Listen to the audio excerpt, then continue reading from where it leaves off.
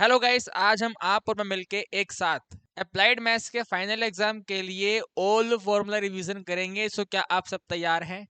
आप और मैं दोनों मिलकर करेंगे, यानी कि मैं यहाँ से बातें बोलूंगा तो आपके माइंड में सारी बातें आनी चाहिए आनी चाहिए आनी चाहिए। तो इस एक वीडियो में हम आपको सीबीएसई क्लास 2 अप्लाइड मैथ्स की ओल्ड फॉर्मूला रिवीजन करवाने जा रहे हैं।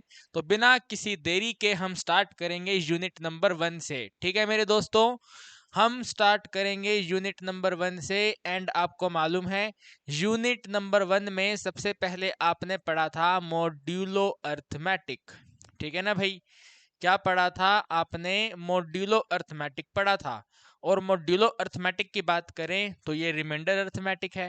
रिमाइंडर अर्थमेटिक का मतलब होता है सिंपल सा डिवाइड करके रिमाइंडर पता करो। और इसी में हमने डिफरेंट टाइप के क्वेश्चन करे थे, लेकिन जितने भी डिफरेंट टाइप के क्वेश्चन थे उन सभी में हमने रिमाइंडर पता करा था, रिमाइंडर पता करा था, रिमाइंडर पता करा था। सिंपल सी बात है। एक इसमें छोटा सा कंसेप्ट आता है टाइम का। तो टाइम वाले क्वेश्चन में हमेशा ध्यान रखना, अगर फुल फ्लैश क्वेश्चन है यानी कि विदाउट एमसीक्यू क्वेश्चन है, तो आपको हमेशा उस क्वेश्चन में 24 से डिवाइड करना है। अगर एमसीक्यू क्वेश्चन आया, क्योंकि आपको मालूम है पहला क्वेश्चन एमसीक्यू क्वेश्चन आना है, तो अगर एमसीक्यू क्वेश्चन आया तो ध्यान रखिएगा उसके ऑप्शन ध्यान से देखना। उसके ऑप्शन में हर जगह पे एम एम एम है, हर जगह पे पीएम पीएम पीएम है, या कुछ भी नहीं लिखा हुआ, सिंपल लिखा हुआ है, कुछ लिखा ही नहीं हुआ है, तो 12 से डिवाइड कर लेना। अदरवाइज ऑलवेज ऑलवेज ऑलवेज 24 से डिवाइड होता है। मॉड्यूलो अर्थमेटिक में इतना सही कंसेप्ट है। क्वेश्चन हम यहाँ पे भी डिस्कस नहीं करने जा रहे हैं, सिंपल सी बात है। रिमाइंडर थ्योरम जो है वो मॉड्यूलो अर्थमेटिक है। डिवाइड करो आंसर आएगा, डिवाइड करो आंसर आएगा, डिवाइड करो आंसर आएगा। सेकंड पॉइंट पर आपने पढ़ा था एलिगेशन मिक्सचर। ठीक है ना भाई? सेकंड में आपने पढ़ा था एलिगेशन और मिक्सचर। एलिगेशन और मिक्सचर की अगर हम बात करें तो इसमें आप लोगों ने एक छोटा सा कंसेप्ट सीखा था, सब्ट्रैक्शन कंसेप्ट, राइट? सब्ट्रैक्ट करके value number 1 value number 2 mixture का प्राइस इधर से इधर इधर से इधर माइनस करेंगे तो हमारा एलिगेशन मिक्सचर का आंसर आ जाएगा।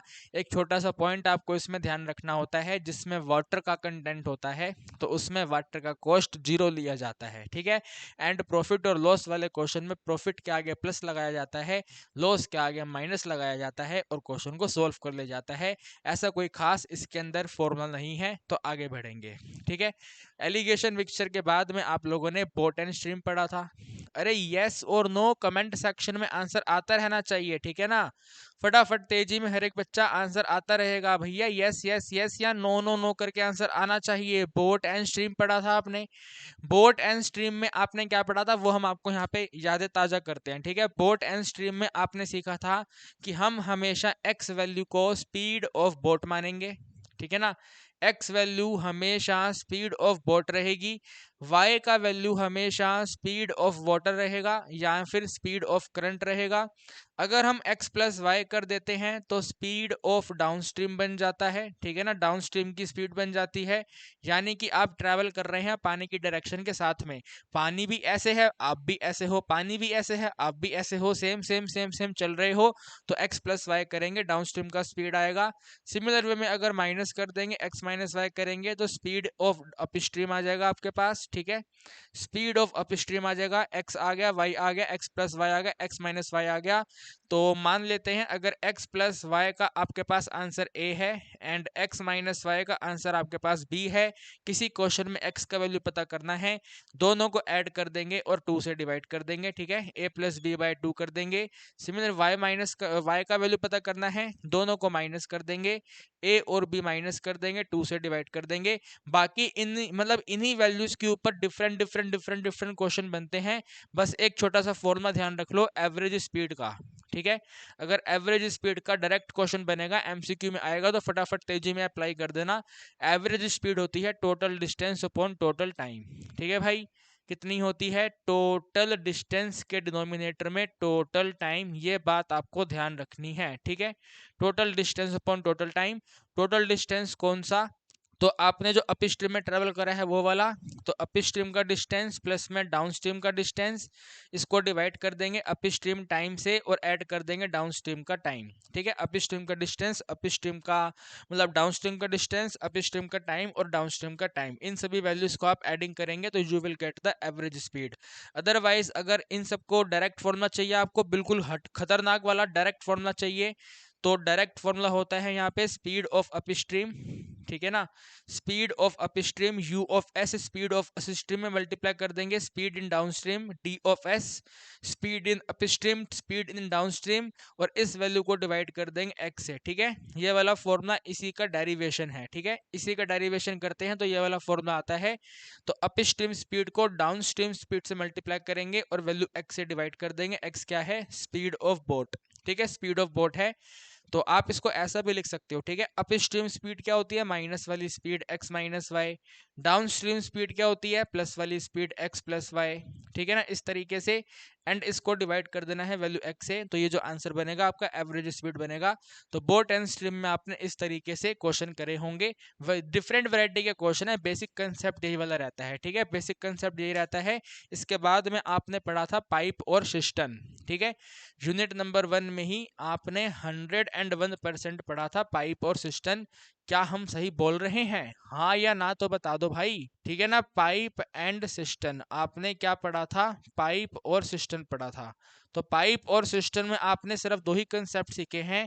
अगर एफिशिएंसी आपको डिटरमाइन करनी है तो टोटल टाइम का रेसिप्रोकल कर दो, टोटल टाइम पता करना है तो एफिशिएंसी का रेसिप्रोकल कर दो, सिंपल सी कहानी है।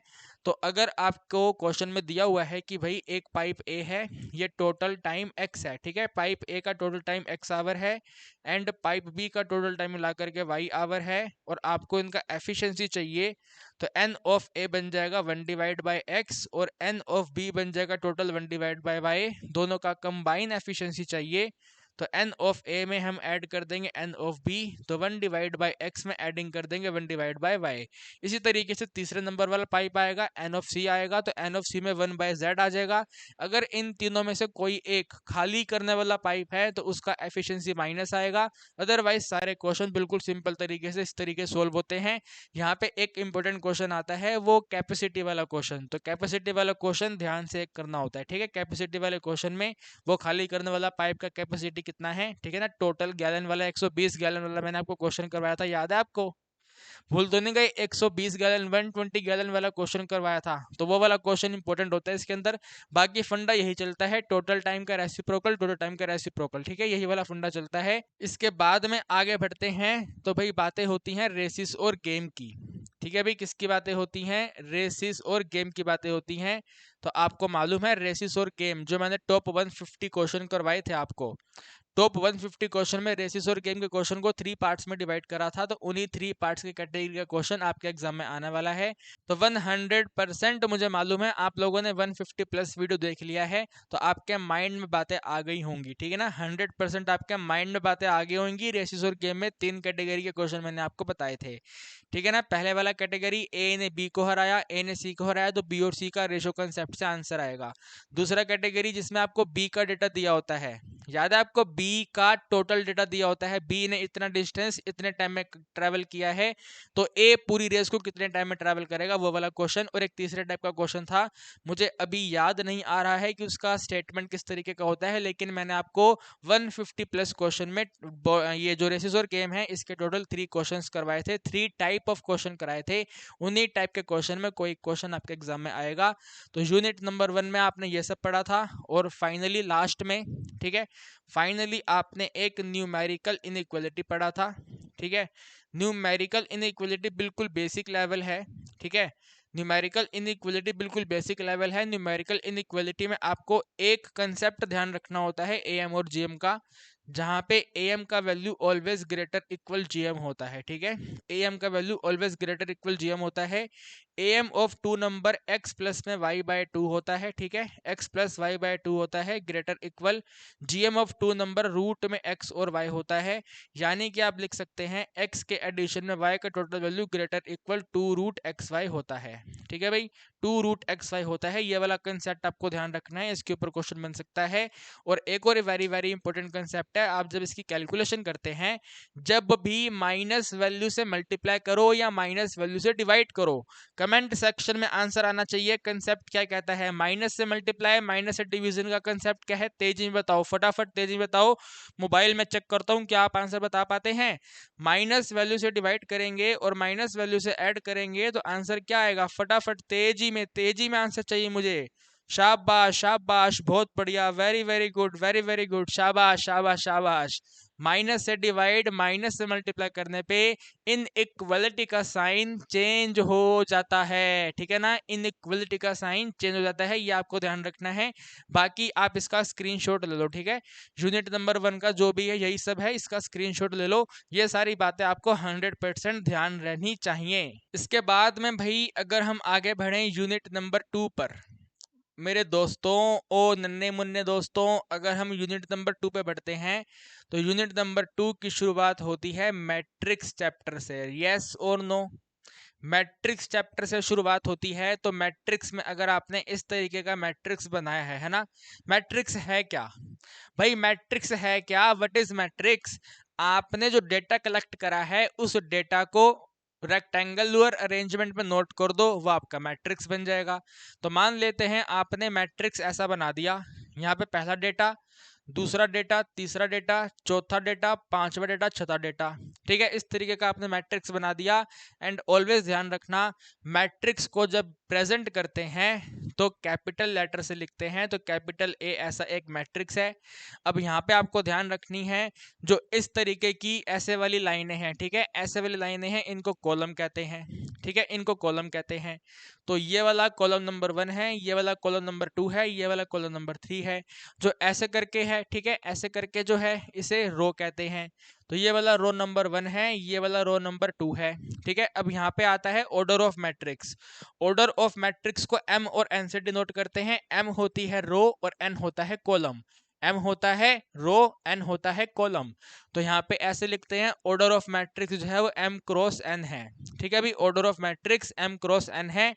अगर हमें कहीं पे नंबर ऑफ एलिमेंट बताने पड़ जाएं, ठीक है, नंबर ऑफ एलिमेंट बताने पड़ जाएं, एलिमेंट का मतलब ये जो इंडिविजुअल पॉइंट है, ठीक है, एलिमेंट का मतलब ये जो इंडिविजुअल पॉइंट है, तो ये इंडिविजुअल पॉइंट किससे मिलके बनते हैं, m मल्टीप्लाई n से आपके पास आंसर आ जाता है, ठीक है, m मल्टीप्लाई n करने से आंसर आ जाता है।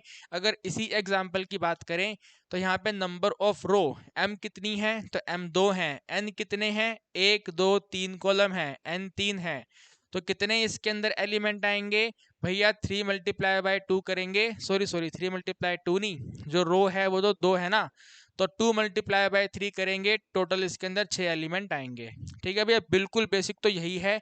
बिल्कुल बेसिक के बाद में आपको कहते हैं पॉसिबल मैट्रिक्स कितने बन सकते हैं, ठीक है ना, पॉसिबल मैट्रिक्स कितने बन सकते हैं, ठीक है, हाउ मैनी पॉसिबल मैट्रिक्स कितने बन सकते हैं। तो भैया पॉसिबल मैट्रिक्स बताने के लिए आपको यही करना होता है, और इसमें आपको परमुटेशन अप्लाई करना होता है। तो इस एक पर्टिकुलर वैल्यू के लिए, ठीक है, इस एक पर्टिकुलर वैल्यू के लिए आपको दिया जाएगा पॉसिबल मैट्रिक्स बताने हैं 0 1 2 का यूज करके, 0 और 1 का यूज करके, तो पॉसिबल मैट्रिक्स बताने हैं अगर आप 0 और 1 का यूज कर सकते हैं, यानी कि आपको यहाँ पे 0 1 लिखना है, यहाँ पे 0 1 लिखना है, यहाँ पे 0 1 लिखना है, यहाँ पे 0 1 लिखना है, यहाँ पे 0 1 लिखना है, यहाँ पे 0 1 लिखना है। तो how many total possible values are there, इधर भी 2 है, इधर भी 2 है, इधर भी 2 है, इधर भी 2 है, इधर भी 2 है, इधर भी 2 है, तो 2 2 2 2 2 2 कितनी बार है, 2 2 2 2 2 2 6 बार है, तो आंसर आएगा 2 की पावर 6, ठीक है भी, कितना आंसर आएगा 2 की पावर 6। अगर क्वेश्चन बोलेगा, अगर क्वेश्चन बोलेगा एंट्री में आपको 1 3 और 5 का यूज करना है, यानी कि इन 3 एंट्री का यूज करना है, इन 3 एलिमेंट का यूज करके 2 क्रॉस 3 का मैट्रिक्स बनाना है, तो यहाँ पे भी 3 एलिमेंट, इधर भी 3 एलिमेंट, इधर भी 3 एलिमेंट, इधर भी 3 एलिमेंट, इधर भी 3 एलिमेंट, इधर भी 3 एलिमेंट, तो 3 कितनी बार आएगा, 3 6 बार आएगा। तो उन वाले केस में पॉसिबल मैट्रिक्स बनेंगे 3 की पावर 6।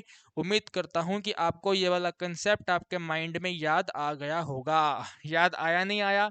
यस और नो ये वाला आपने क्वेश्चन करे है ना, how many possible matrices with entry 0 1 2, ठीक है ना, of 2 cross 3 can be made. तो कैसे कितने बन सकते हैं, ऐसे ऐसे ऐसे ऐसे ऐसे ऐसे बन सकते हैं। उम्मीद करता हूँ सारी कहानी आपको समझ आ रही है।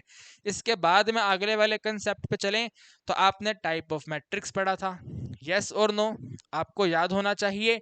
आपने सेकंड पॉइंट पे टाइप ऑफ मैट्रिक्स पढ़ा था, ठीक है। टाइप ऑफ मैट्रिक्स में जो आपके एग्जाम में बनते हैं, ठीक है, वैसे तो बहुत सारे टाइप हैं लेकिन जिनका एग्जाम में यूज होता है उनमें एक होता है आई होता है आइडेंटिटी मैट्रिक्स। अरे यस और नो, आई क्या होता है, आइडेंटिटी मैट्रिक्स होता है। आप कहेंगे सर हमने हमारी बुक में सबसे पहले रो मैट्रिक्स पढ़ा था। अरे मैंने बोला तो there are infinite number of matrix, मतलब इनफाइनाइट तो नहीं है लेकिन ज्यादा नंबर ऑफ मैट्रिक्स हैं, लेकिन वो उन सबको वापस पढ़ने का कोई यूज नहीं है। एक तो यार हम ऑल फॉर्मूला रिवीजन कर रहे हैं, और ऑल फॉर्मूला रिवीजन में row matrix, column matrix, diagonal matrix, square matrix, इन सब के बारे में बातें नहीं करनी। जो मैट्रिक्स एग्जाम में यूज होगा उस मैट्रिक्स की बात करनी है। तो आइडेंटिटी मैट्रिक्स आपके एग्जाम में यूज होगा, ठीक है। आइडेंटिटी मैट्रिक्स के कैसे यूज होगा, तो आइडेंटिटी मैट्रिक्स का ऑर्डर 2 भी हो सकता है और आइडेंटिटी मैट्रिक्स का ऑर्डर 3 भी हो सकता है। अगर 2 ऑर्डर है तो 1 0 0 और 1 है। 3 ऑर्डर है 1 0 0 है, 0 1 0 है, 0 0 1 है, ठीक है भैया। मेरे हिसाब से टाइप ऑफ मैट्रिक्स में सिर्फ आइडेंटिटी मैट्रिक्स ही आपके एग्जाम में यूज होगा और कोई मैट्रिक्स आपके एग्जाम में यूज नहीं होगा, ठीक है। बाकी एक स्क्वायर मैट्रिक्स यूज होता है जहां पे number of row number of column बराबर होते हैं। एक रेक्टेंगल मैट्रिक्स होता है, ये वाला रेक्टेंगल मैट्रिक्स है, number of row number of column बराबर नहीं है। नंबर ऑफ रो यहाँ पे 2 है, नंबर ऑफ कॉलम यहाँ पे 3 है, तो बिल्कुल भी बराबर नहीं है, तो ये रेक्टेंगल मैट्रिक्स है, ठीक है ना। इस तरीके से मैट्रिक्स होते हैं, लेकिन ध्यान रखने वाली बात है ये आपके माइंड में सेट होना चाहिए, ठीक है। ये आपके माइंड में सेट होना चाहिए। इसके बाद में अगर अपन अलजेब्रा की बात करें, ठीक है ना, अगर हम अलजेब्रा ऑफ मैट्रिक्स की बात करें तो अलजेब्रा ऑफ मैट्रिक्स में भैया आपने क्या सीखा है, एडिशन सीखा है, ठीक है ना भाई। क्या सीखा है आपने, क्वेश्चन कैसे वैरायटी के करे हैं, एडिशन के करे हैं। एडिशन के बाद में आपने सब्ट्रैक्शन के करे हैं, यस और नो, हाँ या ना चैटिंग में आते रहना चाहिए, ठीक है ना। यस और नो, एडिशन के करे हैं, सब्ट्रैक्शन के करे हैं। एडिशन बिल्कुल सिंपल है, सब्ट्रैक्शन बिल्कुल सिंपल है। कोरस्पोंडिंग एलिमेंट ऐड होगा, कोरस्पोंडिंग एलिमेंट सब्ट्रैक्ट होगा, corresponding element add, corresponding element subtract. इसके बाद में आगे आपने मल्टीप्लीकेशन पढ़ी है। भैया मल्टीप्लिकेशन वेरी वेरी इंपॉर्टेंट है, मल्टीप्लिकेशन का कंडीशन चैटिंग में आ जाना चाहिए, ठीक है। अगर आपको a को b से मल्टीप्लाई करना है तो इसका कंडीशन चैटिंग में आना चाहिए। बताइए क्या चैटिंग में, बताइए फटाफट बताइए। इतना मैं यहाँ पे नोट करता हूँ, जो a का ऑर्डर है वो m1 के साथ में n1 है और यहाँ पे m2 के साथ में n2 है। तो बताइए मल्टीप्लाई कब होगा, एक ही कंडीशन में होगा, जब ये n1 m2 के बराबर होगा। जब ये n1 m2 बराबर होगा मल्टीप्लाई हो जाएगा, मल्टीप्लाई होने के बाद में आंसर कैसा आएगा, रिजल्टेंट मैट्रिक्स m1 और n2 का बनेगा। सिंपल सा कंसेप्ट है, ठीक है ना भैया। पहले वाले मैट्रिक्स का कॉलम दूसरे वाले मैट्रिक्स के रो के बराबर है तो मल्टीप्लाई होगा। उसके बाद आंसर कैसा आएगा, तो पहले वाले का रो दूसरे वाले के कॉलम के बराबर का आंसर आएगा, ठीक है मेरे भाई, इस तरीके से होगा। इसके बाद में आपने आगे क्या पढ़ा था मैट्रिक्स में, तो आपने मैट्रिक्स के मल्टीप्लिकेशन के ऊपर ही बहुत सारे क्वेश्चन करे थे, 150 प्लस क्वेश्चन के अंदर मैंने आपको करवाए हैं, ठीक है ना। उन क्वेश्चंस का एक मेन पॉइंट था, बताइए क्या पॉइंट था, चैटिंग में आ जाना चाहिए।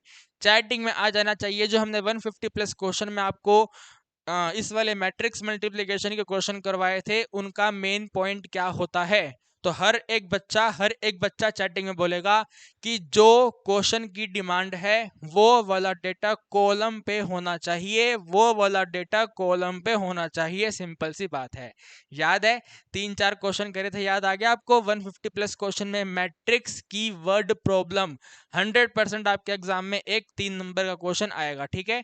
तो यहाँ से आपको वो सारी बातें क्लियर क्लिस्टर होगी होंगी। मैट्रिक्स में और कुछ है क्या, ट्रांसपोज मैट्रिक्स, भैया ट्रांसपोज ऑफ मैट्रिक्स, ठीक है ना। आगे क्या आता है, ट्रांसपोज ऑफ मैट्रिक्स, बिल्कुल सही याद दिला दिया आपने, ठीक है ना। Transpose of matrix. Transpose of matrix बिल्कुल सिंपल है, रो और कॉलम को इंटरचेंज करना। रो और कॉलम को इंटरचेंज करना, जो पहले रो में लिखा हुआ है उसको कॉलम में कर देना, रो नंबर 2 को कॉलम नंबर 2 पे कर देना, रो नंबर 3 को कॉलम नंबर 3 पे कर देना। सिंपल सा कंसेप्ट है, ठीक है। अगर ट्रांसपोज की प्रॉपर्टी की बात करें तो सिंबल इसका ऐसे होता है AT, ठीक है। क्या होता है? AT होता है। तो अगर आप ट्रांसपोज का भी ट्रांसपोज कर दोगे तो आपके पास वापस से आंसर A आ जाएगा, ठीक है ना, वापस से आंसर A आ जाएगा। सेकंड प्रॉपर्टी कहती है कि भाई अगर आपने A इंटू बी का ट्रांसपोज करा है, अगर आपने, मेरे दोस्तों, अगर आपने A और B का ट्रांसपोज किया है तो ये दोनों आपस में इंटरचेंज होकर मल्टीप्लाई होंगे। इंटरचेंज होने का मतलब है बी सेकंड पोजीशन पे है तो बी पहली पोजीशन पे आएगा ट्रांसपोज, ए फर्स्ट पोजीशन पे है ए सेकंड पोजीशन पे जाएगा ट्रांसपोज। तीसरी वाली प्रॉपर्टी इस तरीके से है, अगर k इंटू ए का ट्रांसपोज किया है, राइट, अगर k इंटू ए का ट्रांसपोज किया है तो भैया k सेम टू सेम रहेगा, k के ऊपर कोई फर्क नहीं पड़ेगा और साथ में a ट्रांसपोज आ जाएगा, ठीक है। जैसे यहाँ पे 3 प्रॉपर्टी है तो चौथी भी ऐसी बन सकती है ए बी सी, ठीक है। ए बी सी का होल ट्रांसपोज क्या होगा? तो भैया इंटरचेंज, सी तीसरी पोजीशन पे है, सी सबसे पहले आएगा, सी का ट्रांसपोज, ये बी वाला सेकंड पे रहेगा तो बी का ट्रांसपोज, ये ए वाला लास्ट में आएगा तो भाई ए का ट्रांसपोज। इस तरीके से आपने ये सब पढ़ा था, ठीक है, ट्रांसपोज ऑफ मैट्रिक्स। उसके बाद मैं ये इस तरीके से कुछ इसके क्वेश्चन, ठीक है, बिल्कुल सिंपल है। अरे हाँ, एक रह गया यार, एडिशन वाला रह गया। अगर आपको a प्लस बी का होल ट्रांसपोज करना है या फिर माइनस का करना है, ठीक है, प्लस करना है माइनस करना है, तो सिंपल सा भाई ये बन जाएगा a ट्रांसपोज, प्लस करना है प्लस कर लो, माइनस करना है माइनस कर दो और यहाँ पे लिख दो b का ट्रांसपोज। तो ये आपका ट्रांसपोज ऑफ मैट्रिक्स तैयार हो गया। 2 नंबर का एक क्वेश्चन आना 100% पक्का है, ठीक है। बिल्कुल सरल क्वेश्चन होगा, आसानी वाला क्वेश्चन होगा और चॉइस वाला क्वेश्चन होगा। देखते ही आप लोग क्वेश्चन को उड़ा देना। उड़ाने से मेरे को याद आ रहा है ट्रांसपोज की 2 इंपॉर्टेंट प्रॉपर्टी। अगर आपने ट्रांसपोज करा और वो a के बराबर आ गया और आपने ट्रांसपोज करा वो माइनस a के बराबर आ गया, भैया ट्रांसपोज करा उसी a के बराबर है, ट्रांसपोज करा माइनस के बराबर है, जरा बताएंगे a का नाम क्या है? ओ मेरे नन्हे मुन्ने दोस्तों, नाम बता दो a क्या है? तो आप कहेंगे सर यहाँ पे a सिमेट्रिक है। यस और नो? a हमारा सिमेट्रिक है और सेकंड वाले केस में स्क्यू सिमेट्रिक है, राइट। सेकंड वाले केस में क्या है? स्क्यू सिमेट्रिक है। सिमेट्रिक और स्क्यू सिमेट्रिक, ठीक है, सिमेट्रिक और स्क्यू सिमेट्रिक। तो यहीं पे आप एक छोटा सा पॉइंट और नोट करेंगे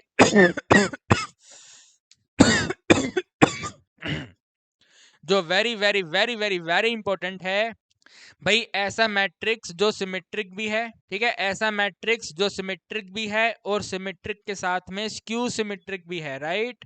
सिमेट्रिक भी है और स्क्यू सिमेट्रिक भी है, इसका नाम क्या होता है? भाई ऐसा मैट्रिक्स जो सिमेट्रिक भी है स्क्यू सिमेट्रिक भी है, नाम क्या है? तो नाम है उसका जीरो मैट्रिक्स। क्या नाम है उसका मेरे दोस्तों? उसका नाम है जीरो मैट्रिक्स। जीरो मैट्रिक्स दोनों होता है, सिमेट्रिक स्क्यू सिमेट्रिक दोनों होता है, ठीक है। अब अगर सिमेट्रिक और स्क्यू सिमेट्रिक की बातें हो रही हैं तो आपके एग्जाम में very very very important question बन सकता है। क्या बन सकता है? आपको बोलेंगे एक मैट्रिक्स ए है, मैट्रिक्स ए को सिमेट्रिक और स्क्यू सिमेट्रिक के समेशन में कन्वर्ट करो, तो आपको ए को p प्लस क्यू में कन्वर्ट करना होगा, जहां पर वैल्यू ऑफ p होगा आपके पास 1/2 ऑफ a प्लस में a ट्रांसपोज। अरे याद आया या नहीं आया? और साथ में q का वैल्यू होगा 1/2 के साथ में a माइनस में a ट्रांसपोज। हाँ या ना? हर एक बच्चे का आंसर आना चाहिए। इस वाले क्वेश्चन की प्रैक्टिस करी है आपने? नहीं करी है? p value 1/2 a plus a transpose, q value a minus a transpose. Very very very simple, जहां पे p होता है सिमेट्रिक और q होता है स्क्यू सिमेट्रिक। बिल्कुल सरल कंसेप्ट है, ठीक है। आई डोंट थिंक कि अब यहाँ पे कोई कंसेप्ट रिमेनिंग रह गया है। मैट्रिक्स के सारे कंसेप्ट मैंने यहाँ पे नोट कर दिए हैं। इसके बाद में बातें करनी है डिटर्मिनेंट की, राइट, डिटर्मिनेंट की। तो अगर हमें डिटर्मिनेंट की बातें करनी है, राइट, अगर हमें डिटर्मिनेंट की बातें करनी है तो सबसे पहले तो आपने डिटर्मिनेंट को इवैल्यूएट करना ही सीखा था। डिटर्मिनेंट को इवैल्यूएट करने के मैंने आपको 2 मेथड बताए थे। जल्दी से बताइए, चैटिंग में जल्दी से बताइए कौन कौन से बताए थे। पहला था गुजराती मेथड, दूसरा था बुकिश मेथड। आप दोनों में से कोई भी मेथड एग्जाम में यूज कर सकते हो। गुजराती यूज करना है गुजराती यूज कर लो, बुकिश वाला में ये मेथड यूज करना है बुकिश वाला मेथड यूज कर लो, कोई दिक्कत वाली बात है ही नहीं। ठीक है, देयर इज नो दिक्कत एट ऑल। बस आपको यहाँ पे बात ये ध्यान रखनी है, डिटर्मिनेंट में हम जब कोफैक्टर और माइनर पता करते हैं तो कोफैक्टर को अगर उनके एलिमेंट के साथ मल्टीप्लाई करते हैं तो दो आंसर जनरेट होते हैं। पहला आंसर 0 होता है और दूसरा आंसर डिटर्मिनेंट का वैल्यू आता है। तो वो वाली प्रॉपर्टी यहाँ पे ध्यान रखने वाली है। ठीक है, अगर आप मतलब प्रॉपर्टी ध्यान ऐसे रखेंगे, अगर सेम एलिमेंट, कहने का मतलब है सेम रो के सभी एलिमेंट को उन्हीं के कोरोस्पोंडिंग कोफैक्टर से मल्टीप्लाई करा है तो वैल्यू ऑफ डिटर्मिनेंट आएगा। अगर आपने सेम, ठीक है, यानी कि R1 के एलिमेंट को R2 के कोफैक्टर से मल्टीप्लाई कर दिया तो आपका आंसर 0 आएगा। ये वाली प्रॉपर्टी आपको ध्यान रखनी है। ठीक है, याद है आपको ये वाली प्रॉपर्टी? यस और नो जल्दी से बताइए। डिटर्मिनेंट के कोफैक्टर वाली वैल्यू को उन्हीं के एलिमेंट से मल्टीप्लाई करा, वैल्यू ऑफ डिटर्मिनेंट आ गया। डिटर्मिनेंट में R2 के एलिमेंट को R3 के कोफैक्टर से मल्टीप्लाई करा तो 0 आंसर आ गया। C2 के एलिमेंट को C3 के कोफैक्टर से मल्टीप्लाई करा तो 0 आंसर आ गया। C1 के एलिमेंट को C1 के कोफैक्टर से मल्टीप्लाई करा तो वैल्यू ऑफ डिटर्मिनेंट आ गया। ठीक है, तो इस तरीके से एक डिटर्मिनेंट का क्वेश्चन बनेगा। आपको डिटरमाइन करना पड़ेगा, एक वेरिएबल होगा मतलब डिटर्मिनेंट होगा, डिटर्मिनेंट का वैल्यू दे रखा होगा और यहाँ पे डिटर्मिनेंट में एक जगह पे कहीं पे x होगा तो आपको बताना होगा वैल्यू ऑफ x क्या है। चॉइस में क्वेश्चन आएगा, कर लेना, कोई दिक्कत वाली बात नहीं है। ठीक है भैया, कोई दिक्कत वाली बात नहीं है। इसके बाद अगर अपन डिटर्मिनेंट में ही आगे बढ़े, तो एरिया ऑफ डिटर्मिनेंट, ठीक है ना, area of triangle using the determinant. तो एरिया ऑफ ट्रायंगल क्या होता है? 1/2 होता है। ठीक है ना, 1/2 आता है। 1/2 के बाद में x1 y1 x2 y2 x3 y3, yes और नो? वो वाला कंसेप्ट यहाँ पे नोट कर दूं क्या? ठीक है, वो वाला कंसेप्ट यहाँ पे नोट कर देता हूँ। पहले वाला कंसेप्ट तो आप समझ गए हैं। ठीक है, पहले वाला कंसेप्ट आप समझ गए हैं। पहले वाले कंसेप्ट में दो मेथड हैं इसको इवेल्युएट करने के। दूसरे वाला कंसेप्ट भी आप समझ गए हैं। कौन से वाला कंसेप्ट? वो जो दो आंसर आते हैं, एक 0 होता है और एक वैल्यू ऑफ डिटर्मिनेंट होता है, वो वाला कंसेप्ट। और एक तीसरा कंसेप्ट आपको बता रहा हूँ, अगर आपको ट्रायंगल का एरिया पता करना है तो ट्रायंगल के एरिया में अगर ये आपका x1 y1 है, ये वाला आपका x2 और y2 है और ये वाला आपका x3 और y3 है, तो जो A4 एरिया होगा वो क्या होगा? 1/2 होगा। 1/2 के बाद में डिटर्मिनेंट होगा। डिटर्मिनेंट में आपको सबसे पहले x1 y1 लेना है। ठीक है, x1 y1 लेना है, फिर आपको x2 और y2 लेना है और फिर आपको x3 और y3 लेना है। लास्ट में 1 1 और 1 कर देना है। तो ये वाला जो आंसर आएगा इसका पॉजिटिव आंसर, राइट? कभी कभी नेगेटिव आता है ये वाला, तो इसका जो पॉजिटिव आंसर होगा वो आपका एरिया ऑफ ट्रायंगल होगा। ठीक है, एरिया ऑफ ट्रायंगल के बाद में आपको मालूम है कि इसी से एक कोलिनियर कंसेप्ट बनता है। कोलिनियर कंसेप्ट में ट्रायंगल फॉर्मेशन नहीं होती है, सिंपल सी ऐसी स्ट्रेट लाइन फॉर्मेशन होती है। तो वहां पे आप लिखते हैं A4 एरिया का वैल्यू 0 है। ठीक है, बस इतना सा लिख के छोड़ देंगे। कोलिनियर पॉइंट पर A4 एरिया का वैल्यू 0 होता है। ठीक है, A4 एरिया ये वाला आंसर, इसका टोटल वैल्यू 0 होता है। तो 0 से इक्वेट करके हम प्रूफ करते हैं पॉइंट्स कोलिनियर हैं, या फिर कोलिनियर बोलेंगे तो वैल्यू ऑफ के आपको बताना होगा। इस तरीके का क्वेश्चन। ठीक है भाई, डिटर्मिनेंट में ये सब चीजें आपने पढ़ी हैं। और इसके बाद में फिर आपका प्रॉपर्टीज ऑफ डिटर्मिनेंट आती है। तो प्रॉपर्टीज ऑफ डिटर्मिनेंट में सबसे पहले वाली प्रॉपर्टी होती है आपके पास, अगर आपने k इंटू ए का डिटर्मिनेंट इवेल्युएट किया, ठीक है, k इंटू ए का डिटर्मिनेंट इवेल्युएट करा, तो इसकी प्रॉपर्टी कहती है भैया k इस ब्रैकेट से बाहर तो आएगा लेकिन k के ऊपर पावर n आएगा। और n क्या होगा? ऑर्डर ऑफ मैट्रिक्स होगा। सही बात है ना? k और a का डिटरमिनेंट में k बाहर तो आएगा लेकिन k के ऊपर मैट्रिक्स का ऑर्डर आएगा, तो ऑर्डर n है तो k की पावर n होगा। k पावर n के साथ में डिटर्मिनेंट ऑफ a होगा। सेकंड वाली प्रॉपर्टी कहती है अगर आपने को a इंटू बी का डिटर्मिनेंट करना है तो आप यहाँ पे लिखेंगे इसको determinant of a multiply determinant of b। तीसरी वाली प्रॉपर्टी कहती है कि अगर आपने a ट्रांसपोज का डिटरमिनेंट करना है तो वेरी वेरी सिंपल, ये डिटरमिनेंट a के बराबर होगा। चौथी प्रॉपर्टी कहती है कि अगर आपने a इनवर्स का डिटरमिनेंट करना है तो आपका आंसर 1 अपॉन में डिटरमिनेंट ऑफ a होगा।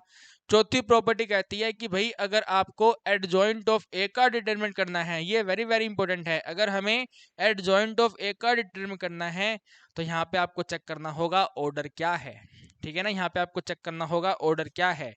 तो हम यहाँ पे इसके 3 फॉर्मूला नोट कर रहे हैं, ठीक है। इसके 3 फॉर्मूला नोट कर रहे हैं। पहला फॉर्मूला एक जनरल फॉर्मूला, यानी कि डिटरमिनेंट ए एन माइनस 1। लेकिन अगर आपके स्क्वायर मैट्रिक्स का ऑर्डर 3 है, ठीक है, 3 क्रॉस 3 का ऑर्डर है, तो adjoint A determinant A square होता है। और अगर 2 क्रॉस 2 मैट्रिक्स का ऑर्डर है तो एडजॉइंट ए डिटरमिनेंट ए होता है, ठीक है भैया। ये 3 और 2 को यहाँ पे सब्सिट्यूट करेंगे तो ये वाला और ये वाला आंसर आएगा। अरे समझ आ रही हैं बातें आपको। डिटर्मिनेंट ऑफ ए का square adjoint of A determinant होगा जब स्क्वायर मैट्रिक्स 3 ऑर्डर का होगा। एडजॉइंट ए का डिटर्मिनेंट ए होगा जब एन का वैल्यू 2 होगा, 2 क्रॉस 2 का ऑर्डर होगा। सिंपल सी बात है, ठीक है, सिंपल सिंपल प्रॉपर्टी है। उम्मीद करता हूं कि आपको यहां तक कहानी समझ आ गई है। इसके बाद में आपने सॉल्यूशन ऑफ इक्वेशन पढ़ा था, है ना भैया। सोल्विंग इक्वेशन पढ़ा था आपने। तो सोल्विंग इक्वेशन के 2 मेथड पढ़े थे आपने। एक मेथड था मैट्रिक्स मेथड, ठीक है मेरे भाई। एक मेथड था मैट्रिक्स मेथड। मैट्रिक्स मेथड में क्या होता है, तो मैट्रिक्स मेथड में हम लिखते हैं वैल्यू x जो होगा, यानी कि जो भी वेरिएबल वाला पोर्शन होगा वो वेरिएबल वाला पोर्शन क्या बनेगा, वेरिएबल वाला पोर्शन a इनवर्स इनटू में c के बराबर होगा। याद आ गया आपको, x इक्वल टू में a इनवर्स इनटू c। अब पूरा क्वेश्चन तो यहाँ पे डिस्कस नहीं कर सकते, लेकिन उम्मीद करता हूँ कि आपके माइंड में आ गया होगा वैल्यू x जो है वो a इनवर्स इनटू c के बराबर होती है। और एक आपने यहाँ पे डिटर्मिनेंट मेथड सीखा होगा, राइट, डिटर्मिनेंट मेथड सीखा होगा।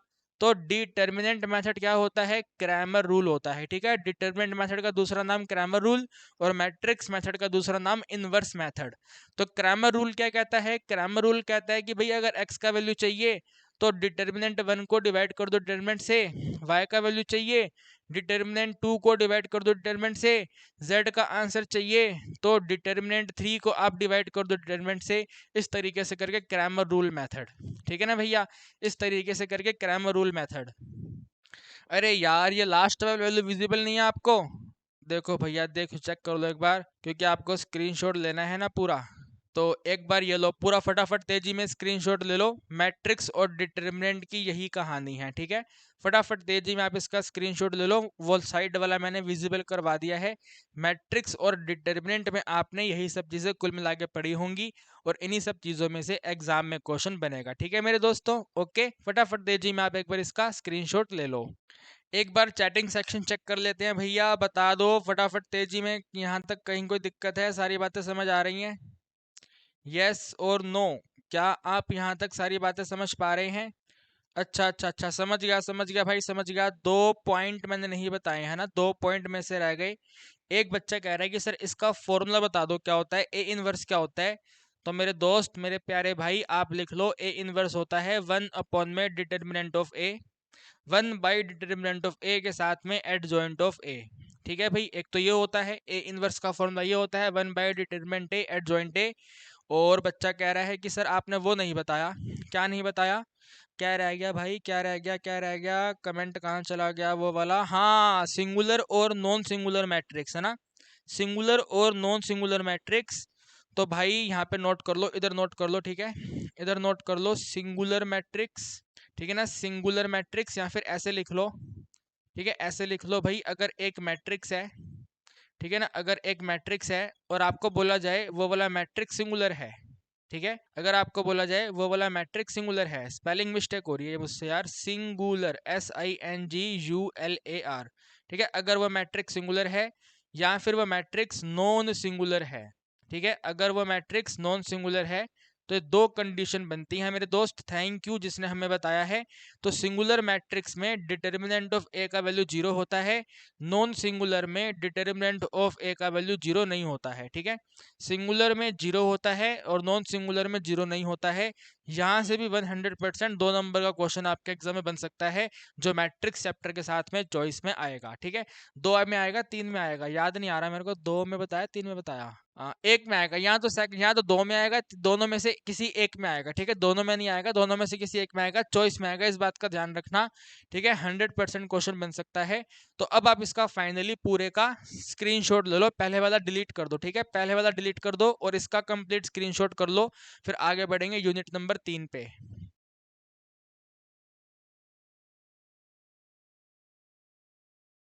तो आओ भैया यूनिट नंबर 3 चालू करते हैं। यूनिट नंबर 3 अपने आप में क्या है बताइए। यूनिट नंबर 3 अपने आप में समंदर है, राइट। सो यूनिट नंबर 3 जिसका नाम है कैलकुलस, तो कैलकुलस में सबसे पहले बातें करनी है डिफरेंशिएशन की। ठीक है, वही कैलकुलस में सबसे पहले हमें बातें करनी है डिफरेंशिएशन की, और डिफरेंशिएशन का मतलब है डेरिवेटिव की। तो भैया डेरिवेटिव करने के लिए 3-4 फॉर्मूला हैं। सबसे पहले अगर आपको डी बाई डी एक्स करना है के का, के यानी कि कांस्टेंट का। सेकंड, अगर आपको डी बाई डी एक्स करना है एक्स पावर एन का। ठीक है, तीसरा आपको ध्यान रखना है अगर आपको डी बाई डी एक्स करना है सिंपल एक्स का। चौथा आपको ध्यान रखना है अगर आपको डी बाई डी एक्स करना है 1/x का। फोर्थ आपको ध्यान रखना है अगर आपको डी बाई डी एक्स करना है सिंपल से रूट एक्स का।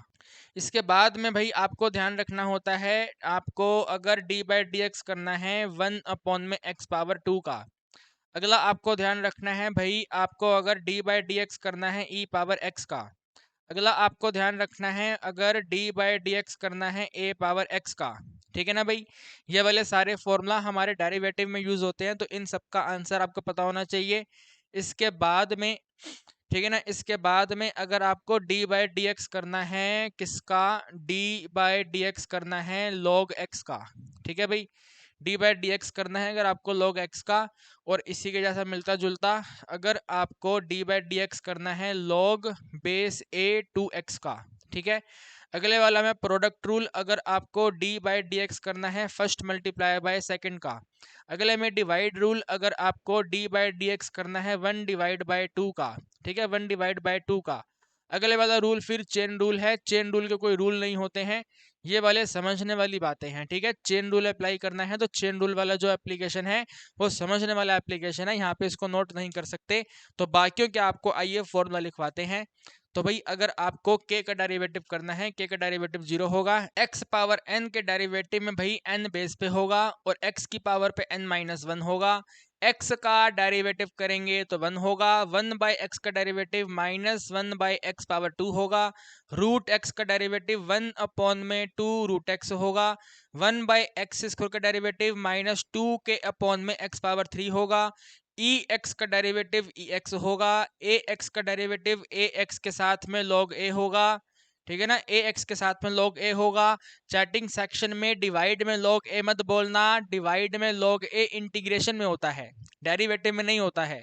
ठीक है ना, सिमिलर वे में अगर आपको log x का डेरिवेटिव करना है तो 1/x होगा। बेस a वाले का करना है तो 1/x के साथ में log a होगा। ठीक है ना, 1/x log a होगा। 1 × 2 करना है तो भाई सबसे पहले d बाई डी एक्स करो 1 का। ठीक है, d बाई डी एक्स करो 1 का, साथ में यहाँ पे आप d बाई डी एक्स करो सेकंड का। ठीक है, 1 का डेरिवेटिव करो, सेकंड का डेरिवेटिव करो। 1 वाले डेरिवेटिव को मल्टीप्लाई करो सेकंड वाली वैल्यू से, सेकंड वाले डेरिवेटिव को मल्टीप्लाई करो 1 वाली वैल्यू से, है ना। ऐसी तो होता है मेरे भैया। सिमिलर वे में अगर आपको यहाँ पे फॉर्मूला लिखना है तो यहाँ पर ऐसे फ्रैक्शन साइन आएगा और फर्स्ट का डेरिवेटिव करेंगे, डैश लगा रहा हूँ। ठीक है, डैश लगाने का डेरिवेटिव, फर्स्ट का डेरिवेटिव करेंगे, माइनस कर देंगे सेकंड का डेरिवेटिव, डिवाइड कर देंगे सेकंड के स्क्वायर से। फर्स्ट के डेरिवेटिव को मल्टीप्लाई करेंगे सेकंड वाले वैल्यू से, फर्स्ट सेकंड के डेरिवेटिव को फर्स्ट से मल्टीप्लाई करेंगे और सेकंड का स्क्वायर करेंगे। इसी तरीके से होता है ना ये वाला। और मैं आपको बता चुका हूँ कि भैया चेन रूल का कोई यहाँ पे फॉर्मूला नहीं है, चेन रूल समझने वाली चीजें हैं। यस और नो, चेन रूल को समझा जाता है। तो डिफरेंशिएशन में आपने ये वाले बेसिक फॉर्मूला पढ़ने के बाद में सबसे पहले इम्प्लिसिट फंक्शन का डेरिवेटिव किया था। ठीक है ना, आपने क्या पढ़ा था, आपने इम्प्लिसिट फंक्शन का डेरिवेटिव किया था। इम्प्लिसिट फंक्शन का मतलब जो इक्वेशन आपको दे रखी होती हैं उनका डेरिवेटिव। इम्प्लिसिट डेरिवेटिव करने के बाद में आपने इसके अंदर पैरामेट्रिक डेरिवेटिव किया था, राइट। आपने इसमें पैरामेट्रिक डेरिवेटिव किया था, यानी कि जिसमें x और y एक अनदर वेरिएबल की टर्म्स में दिए रहते हैं, वो वाला डेरिवेटिव। इसके बाद आपने इसके अंदर हायर ऑर्डर डेरिवेटिव किया था, HOD किया था, हायर ऑर्डर डेरिवेटिव। ठीक है, HOD बोले तो हायर ऑर्डर डेरिवेटिव किया था, और उसके बाद में आपका डेरिवेटिव चैप्टर कंप्लीट हो गया था। ध्यान रखने वाली बात है, ML अग्रवाल बुक में लॉगरिदम डेरिवेटिव दिया हुआ है, वो आपको नहीं करना है। लॉगरिदम डेरिवेटिव यानी कि अगर आपको ऐसे मिले x की पावर x का डेरिवेटिव करो, ठीक है, ये वाला आपको नहीं करना है, आपके एग्जाम में सिलेबस में नहीं आने वाला है। ठीक है, तो लॉगरिदम डेरिवेटिव मैंने यहाँ पे मेंशन नहीं किया। ये वाले 3 डेरिवेटिव आपने करे थे, ठीक है, जो बेस्ड थे इन सभी कंसेप्ट के ऊपर। ठीक है, इन सभी कंसेप्ट के ऊपर आपने ये वाले 3 डेरिवेटिव पढ़े हैं, और इनके बाद में इन्हीं कंसेप्ट का यूज करके, राइट, इन सभी का कंसेप्ट यूज करके आपने एप्लीकेशन ऑफ डेरिवेटिव पढ़ा है। तो एक बार आप, भाई मैं यहाँ पे हो जाता हूँ, एक बार आप इन सभी फॉर्मूला का स्क्रीनशॉट ले लो, फिर इनके एप्लीकेशन पर बढ़ते हैं। ठीक है, एप्लीकेशन ऑफ डेरिवेटिव पे बढ़ते हैं, या आगे क्या बढ़ते हैं, यहीं पे नोट कर देते हैं ना, यहीं से नोट कर लेते हैं। एप्लीकेशन ऑफ डेरिवेटिव है ना, अलग से क्या लिखना है, यहीं पे आप अगला पॉइंट लगा लो, एप्लीकेशन ऑफ डेरिवेटिव AOD। ठीक है, एप्लीकेशन डेरिवेटिव AOD। तो AOD में सबसे पहले आपने क्या पढ़ा था, AOD में आपने सबसे पहले रेट ऑफ चेंज पढ़ा था। ठीक है भाई, रेट ऑफ चेंज पढ़ा था, और रेट ऑफ चेंज में कुल मिलाकर के 3 से 4 टाइप के क्वेश्चन होते हैं, यस और नो। रेट ऑफ चेंज में कुल मिलाकर के 3 से 4 टाइप के क्वेश्चन बनते हैं, जो हमने आपको शानदार तरीके से करवाए थे। अब उन 3-4 क्वेश्चन के टाइप हम यहाँ पे नोट नहीं कर सकते, लेकिन 100% आपके माइंड में आ गया होगा कि रेट ऑफ चेंज के कुल मिलाकर के 3 से 4 क्वेश्चन मतलब 3-4 टाइप के क्वेश्चन बनते हैं। ठीक है मेरे भाई, ओके। इसके बाद में इसका कोई फॉर्मूला नहीं है, तो आगे बढ़ेंगे। सेकंड नंबर पे आपने टेंजेंट नॉर्मल पढ़ा था। ठीक है, सेकंड नंबर पे आपने टेंजेंट नॉर्मल पढ़ा था। टेंजेंट नॉर्मल के फॉर्मूलाज हैं, तो इसके फॉर्मूलाज अपन नोट कर लेते हैं। तो टेंजेंट नॉर्मल में अगर आपको कोई कर्व दी हुई है, ठीक है, टेंजेंट नॉर्मल में अगर आपको यहाँ पे ऐसे करके ये वाला ऐसे कर्व दिया हुआ है, और इस वाले कर्व में आपने इस वाले पॉइंट पर ऐसे लाइन बनाई है, तो इसको बोलते हैं टेंजेंट। भैया आपको माइंड में बातें याद आ रही है, नहीं आ रही हैं, this is known as tangent. ठीक है, तो टेंजेंट की अगर आपको स्लोप चाहिए, ठीक है, क्वेश्चन कहेगा आपको स्लोप ऑफ टेंजेंट बताओ, तो अगर आपको स्लोप ऑफ टेंजेंट बताना है, तो स्लोप ऑफ टेंजेंट होता है m1, और m1 का मतलब होता है कर्व का डेरिवेटिव करो, dy/dx करो, और उस कर्व के अंदर डेरिवेटिव के अंदर x की जगह पे x1 पुट कर दो, और y की जगह पे आप y1 पुट कर दो। Very very simple. ठीक है, स्लोप ऑफ टेंजेंट ऐसे हो जाता है। इसके बाद अगर आपको इक्वेशन ऑफ टेंजेंट चाहिए, राइट, आपको इक्वेशन ऑफ टेंजेंट चाहिए, तो इक्वेशन ऑफ टेंजेंट के अंदर आप यूज करेंगे y माइनस y1 इक्वल टू में स्लोप ऑफ टेंजेंट m1 के साथ में x माइनस में x1।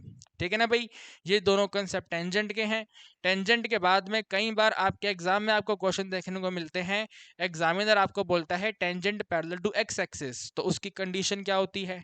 ठीक है ना, अगर आपको एग्जाम में बोला जाएगा tangent parallel to x axis, जो टेंजेंट है वो पैरेलल है x एक्सिस के, ठीक है, tangent parallel to x axis, तो इस केस के अंदर जो dy/dx है ना, जो dy/dx है टोटल 0 होता है। ठीक है भाई, dy/dx क्या होता है, वो कुल मिलाकर के 0 होता है। तो टेंजेंट से रिलेटेड मेरे हिसाब से 3 कंसेप्ट के क्वेश्चन बनते हैं। टेंजेंट के बाद में आगे बढ़ते हैं तो नॉर्मल की बातें आती हैं। ठीक है, ठीक है, नॉर्मल की बातें आती हैं। नॉर्मल का मतलब होता है, भाई नॉर्मल का मतलब होता है आपने यहाँ पे ऐसे करके 90 डिग्री का लाइन ड्रॉ किया है, जो ब्लू लाइन है वो नॉर्मल है, राइट। तो नॉर्मल का स्लोप क्या होगा सबसे पहले, ठीक है ना, सबसे पहले नॉर्मल का स्लोप क्या होगा, स्लोप ऑफ नॉर्मल क्या होगा, तो भाई स्लोप ऑफ नॉर्मल पता करने के लिए आपको m2 वैल्यू चाहिए। स्लोप ऑफ नॉर्मल को m2 कहते हैं, और m2 क्या होगा, m2 होगा इस वाली वैल्यू का रेसिप्रोकल विद नेगेटिव साइन। ठीक है, m1 का रेसिप्रोकल 1 में m1, और फिर साइन चेंज करेंगे तो माइनस, तो m2 का वैल्यू होगा -1 में m1। साथ में अगर आपको इक्वेशन ऑफ नॉर्मल चाहिए, ठीक है ना, अगर आपको इक्वेशन ऑफ नॉर्मल चाहिए, तो इक्वेशन ऑफ नॉर्मल का कंसेप्ट कहता है, सिंपल ये वाला कंसेप्ट है, बस m1 की जगह पे m2 आ जाएगा। तो आप लिखेंगे भाई y में माइनस करेंगे y1 इक्वल टू करेंगे m2 के साथ में x माइनस में x1। ठीक है भाई, ये वाला फॉर्मूला रहेगा y माइनस y1 के साथ में m2 के साथ में x माइनस में x1। तो यहाँ पे आपके कुछ डेरिवेटिव के फॉर्मूला हैं। यहाँ पे आपका रेट ऑफ चेंज का कोई फॉर्मूला नहीं है, सिंपल कंसेप्ट होता है। 4 टाइप के क्वेश्चन उसके अंदर बनते हैं।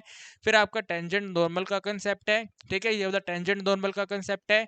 यहाँ पे एक कंसेप्ट आप और लिख लो टेंजेंट नॉर्मल में ही, ठीक है, इसको ऐसे कर देते हैं। टेंजेंट नॉर्मल में ही एक पैरेलल कंसेप्ट यूज होता है, ठीक है ना। पैरेलल कंसेप्ट यूज होता है तो पैरेलल कंसेप्ट कहता है स्लोप इक्वल है, ठीक है ना। स्लोप कैसी है, तो स्लोप आर इक्वल है। इसके बाद में एक परपेंडिकुलर कंसेप्ट होता है, ठीक है, परपेंडिकुलर कंसेप्ट होता है। परपेंडिकुलर कंसेप्ट कहता है प्रोडक्ट ऑफ स्लोप -1 है, ठीक है ना। प्रोडक्ट ऑफ स्लोप क्या है, तो मेरे दोस्तों प्रोडक्ट ऑफ स्लोप -1 है। ये दो कंसेप्ट यूज होते हैं, ठीक है। पैरेलल कंसेप्ट होता है और परपेंडिकुलर कंसेप्ट होता है। अब मैं यहाँ पे पूरा प्रॉपर साइड हो जाता हूँ, आप इसका पूरा फटाफट तेजी में स्क्रीनशॉट कर लो, ठीक है। कंप्लीट आप इसका स्क्रीनशॉट कर लो। एओडी में 2 पार्ट्स हो गए हैं और यूनिट नंबर 1 का जो डिफरेंशिएशन है उसके सारे फॉर्मूला आपके यहाँ पे नोट हो रखे हैं। स्क्रीनशॉट कर लिया मेरे भाई, तो स्क्रीनशॉट के बाद में ये वाला साइड में नोट हुए रहने देता हूँ, ये वाला पोर्शन हटा देता हूँ, ठीक है। ये वाले पोर्शन को इरेज कर देंगे और फिर उसको पॉइंट नंबर 2 से आगे बढ़ाएंगे, ठीक है मेरे भाई। आइए भैया आगे लिखते हैं पॉइंट नंबर 3, ठीक है।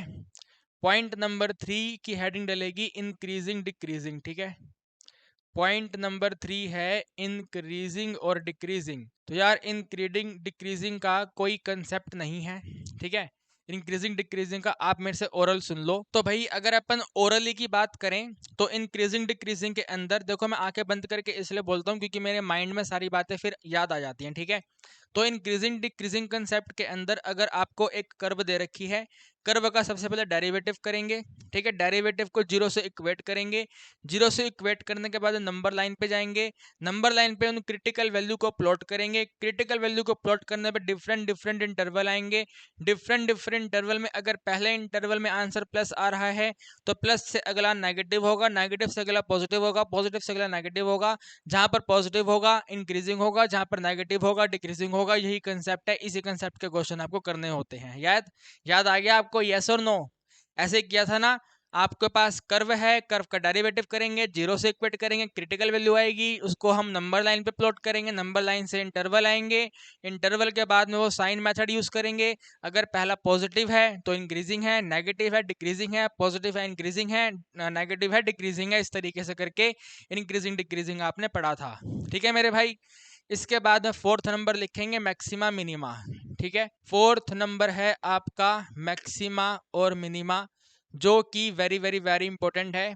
तो मैक्सिमम मिनिमा में इंक्रीजिंग डिक्रीजिंग का एक कंसेप्ट अप्लाई होता है। बस इसके अंदर हमें इंटरवल बनाने के बाद में positive negative positive negative positive negative नहीं करना होता है। मैक्सिमम मिनिमा में मैक्सिमम प्रूफ और मिनिमम प्रूफ करने के लिए बेस्ट कंसेप्ट होता है सेकंड डेरिवेटिव का कंसेप्ट, जो आपने एचओडी के अंदर हायर ऑर्डर डेरिवेटिव में पढ़ा होता है। तो मैक्सिमम मिनिमा का सेकंड डेरिवेटिव टेस्ट कहता है कि अगर पर्टिकुलर पॉइंट पर डेरिवेटिव सेकंड ऑर्डर का डेरिवेटिव पॉजिटिव है तो सेकंड डेरिवेटिव टेस्ट अपोजिट काम करता है। सेकंड डेरिवेटिव टेस्ट मेरे दोस्तों अपोजिट काम करता है।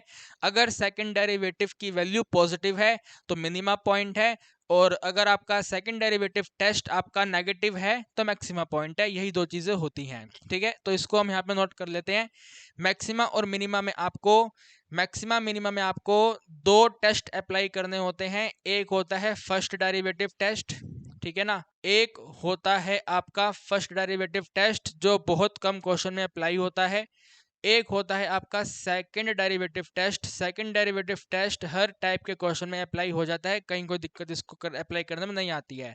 तो सेकंड डेरिवेटिव टेस्ट कहता है, ठीक है, सेकंड डेरिवेटिव टेस्ट कहता है कि भाई अगर इस टेस्ट का वैल्यू पॉजिटिव है, ठीक है, अगर टेस्ट का वैल्यू पॉजिटिव है तो जो पर्टिकुलर पॉइंट होगा वो पर्टिकुलर पॉइंट मिनिमा का पॉइंट होगा। अगर सेकंड डेरिवेटिव टेस्ट नेगेटिव है, ठीक है, माइनस में है, तो वो वाला पॉइंट पर्टिकुलर जो होगा वो मैक्सिमा का पॉइंट होगा। मैक्सिमम मिनिमा में एक होता है एब्सोल्यूट मिनिमम एब्सोल्यूट मैक्सिमम का क्वेश्चन। याद आ रहा है आपको, यस और नो भाई? याद आ रहा है नहीं आ रहा है? एब्सोल्यूट मैक्सिमा का पॉइंट, एब्सोल्यूट मिनिमा का पॉइंट। तो उस वाले क्वेश्चन के अंदर आपको डेरिवेटिव करना है, डेरिवेटिव में क्रिटिकल वैल्यू पता करनी है। क्रिटिकल वैल्यू के साथ में जो क्वेश्चन में आपको इंटरवल दिया होगा उन इंटरवल की वैल्यूज कैलकुलेट करके देखनी है, कहां पर आंसर हाईएस्ट है, कहां पर आंसर लोवेस्ट है। जो आंसर हाईएस्ट है एब्सोल्यूट मैक्सिमम है, जो आंसर लोवेस्ट है एब्सोल्यूट मिनिमम है। इस तरीके से क्वेश्चन बनता है। ठीक है मेरे भाई। मिनिमा मैक्सिमा के बाद में वेरी वेरी वेरी इंपॉर्टेंट है मार्जिनल फंक्शन। ठीक है, 5वें नंबर पे लिखेंगे मार्जिनल फंक्शन। ठीक है, मार्जिनल फंक्शन ही आपके एग्जाम में बनेंगे। ठीक है, मार्जिनल फंक्शन से आपके एग्जाम में क्वेश्चन आएंगे। तो मार्जिनल फंक्शन में आपने क्या पढ़ा है? मार्जिनल फंक्शन में पढ़ा है सबसे पहले आपने मार्जिनल रिवेन्यू फाइंड करना। इसके बाद में आपने पढ़ा है भाई मार्जिनल सॉरी मेरे भाई, सॉरी, वेरी वेरी सॉरी। ठीक है, तो मैं बात कर रहा था सेकंड में पढ़ा है आपने मार्जिनल कॉस्ट फाइंड करना। एंड अगली बारी में मतलब तीसरे पॉइंट में आपने पढ़ा हुआ है मार्जिनल कॉस्ट फाइंड करना। ठीक है, average, marginal average cost find करना। ये तीन चीजें आपने मार्जिनल फंक्शन में पढ़ी हैं। सही कह रहा हूं ना? Marginal revenue, marginal cost, marginal average cost. ठीक है, ये तीन चीजें आपने पढ़ी हैं। तो अगर हम इनके बारे में डेटा नोट करने की कोशिश करें तो भैया जो मार्जिनल रिवेन्यू है ये आपका डी बाई डी एक्स होता है। ठीक है, डेरिवेटिव करना होता है आपको टोटल रेवेन्यू का, जहां पर टोटल रेवेन्यू क्या होता है, आइदर क्वेश्चन में गिवन होता है। अगर क्वेश्चन में गिवन नहीं होगा तो आपको P इंटू एक्स करके पता करना होगा। ठीक है, P इंटू एक्स करके पता करना होगा, जहां पे P जो है ये आपका डिमांड फंक्शन होता है। ठीक है, जहां पे P क्या होता है, आपका डिमांड फंक्शन होता है, और P को आप प्राइस फंक्शन भी कहते हो। ठीक है, P आपका प्राइस फंक्शन भी होता है और डिमांड फंक्शन भी होता है। तो भाई आपको P को X से मल्टीप्लाई करना होता है, टोटल रेवेन्यू आता है, टोटल रेवेन्यू के बाद में डेरिवेटिव करते हैं तो मार्जिनल कॉस्ट, मार्जिनल रेवेन्यू आता है। इसी तरह मार्जिनल कॉस्ट की बात करें तो आपको डी बाई डी एक्स करना होता है टोटल कॉस्ट का। ठीक है ना भैया, डी बाई डी एक्स करना होता है टोटल कॉस्ट का। टोटल कॉस्ट कैसे आएगा भाई? टोटल कॉस्ट कैसे आएगा तो आप यहाँ लिखेंगे टोटल कॉस्ट जो है ये वेरिएबल कॉस्ट प्लस में फिक्स कॉस्ट को ऐड करके बनेगा। ठीक है, टोटल कॉस्ट कैसे बनेगा? फिक्स कॉस्ट वेरिएबल कॉस्ट को ऐड करने पे बनेगा। तो आपके पास टोटल कॉस्ट का डेरिवेटिव जो होगा मार्जिनल कॉस्ट होगा। इसी तरह अगर मार्जिनल एवरेज कॉस्ट की बात करें तो भाई एवरेज कॉस्ट, एवरेज कॉस्ट का मतलब है आपको डी बाई डी एक्स करना है एवरेज कॉस्ट का। ठीक है, डी बाई डी एक्स करना है आपको एवरेज कॉस्ट का। तो एवरेज कॉस्ट कैसे आएगा? तो एवरेज कॉस्ट को पता करने के लिए टोटल कॉस्ट को वैल्यू एक्स से डिवाइड करना पड़ेगा। ठीक है भाई, टोटल कॉस्ट पता करने के लिए आपको सॉरी एवरेज कॉस्ट पता करने के लिए आपको टोटल कॉस्ट को वैल्यू एक्स से डिवाइड करना होगा। और इसके बाद में अगर हम बात करें, ठीक है वो पॉइंट नहीं है, इसके बाद में अगर हम बात करें तो आपको मैक्सिमम प्रॉफिट के क्वेश्चन आने चाहिए। ठीक है, आपको भाई मैक्सिमम प्रॉफिट के क्वेश्चन आने चाहिए। और अगर मैक्सिमम प्रॉफिट का क्वेश्चन आपको आना चाहिए तो साथ में यहाँ पे नोट कर लो प्रॉफिट क्या होता है। ठीक है, प्रॉफिट क्या होता है? तो total revenue minus total cost होता है। ठीक है ना भाई, क्या होता है? Total revenue minus total cost होता है। इसके बाद आपको एक तो, ठीक है, इसके बाद आपको मैक्सिमम प्रॉफिट, मैक्सिमम रिवेन्यू का क्वेश्चन आना चाहिए। ठीक है, मैक्सिमम रिवेन्यू का क्वेश्चन आना चाहिए। याद है आपको मैंने 150 प्लस क्वेश्चन में आपको 3-4 क्वेश्चन कॉलेज लेवल वाले करवाए थे। तो सारे क्वेश्चन आपको बढ़िया शानदार तरीके से आने चाहिए। ठीक है, तो मैक्सिमम रिवेन्यू के क्वेश्चन आने चाहिए। मैक्सिमम रिवेन्यू में आप क्या लिखेंगे भैया? टोटल रिवेन्यू पता करेंगे, और टोटल रिवेन्यू क्या होगा? P इंटू एक्स होगा। तो आपको इस P इंटू एक्स को मैक्सिमम करना होगा, तो मैक्सिमम रिवेन्यू का क्वेश्चन करना आना चाहिए आपको। ठीक है, इसके बाद में मिनिमम कॉस्ट का क्वेश्चन आपको करना आना चाहिए। ठीक है, अगर आपके एग्जाम में कॉस्ट फंक्शन दिया हुआ है तो उस कॉस्ट फंक्शन का मिनिमम कॉस्ट कितना होगा वो वाला आपको क्वेश्चन करना आना चाहिए। तो इसका मतलब है आपको कॉस्ट फंक्शन के अंदर मिनिमम का कंसेप्ट अप्लाई करना होता है। ठीक है मेरे दोस्तों, आपको कॉस्ट फंक्शन के अंदर मिनिमम का कंसेप्ट अप्लाई करना होता है। मिनिमम का मतलब पहले डेरिवेटिव करेंगे, एक्स की वैल्यू पता करेंगे, मिनिमम करना है तो डबल डेरिवेटिव आपका पॉजिटिव आएगा। ठीक है, वो सब चीज़ें इसमें करनी होती हैं। तो आपने इन्हीं कैटेगरी के क्वेश्चन इनमें से पढ़े होंगे। मैं दोबारा से साइड हो जाता हूँ, आप इस पूरे का स्क्रीनशॉट ले लो। एप्लीकेशन ऑफ डेरिवेटिव में यूनिट नंबर 3 की कैलकुलस में आपने यही सब चीज़ें पढ़ी हैं। ठीक है, फटाफट तेजी में आप इसका एक बार स्क्रीनशॉट ले लो। और उम्मीद करता हूँ कि सारी बातें आपके माइंड में आ रही हैं कि yes yes yes yes yes yes yes हमने ऐसा ऐसा ऐसा ऐसा ऐसा ऐसा ऐसा पढ़ा हुआ है।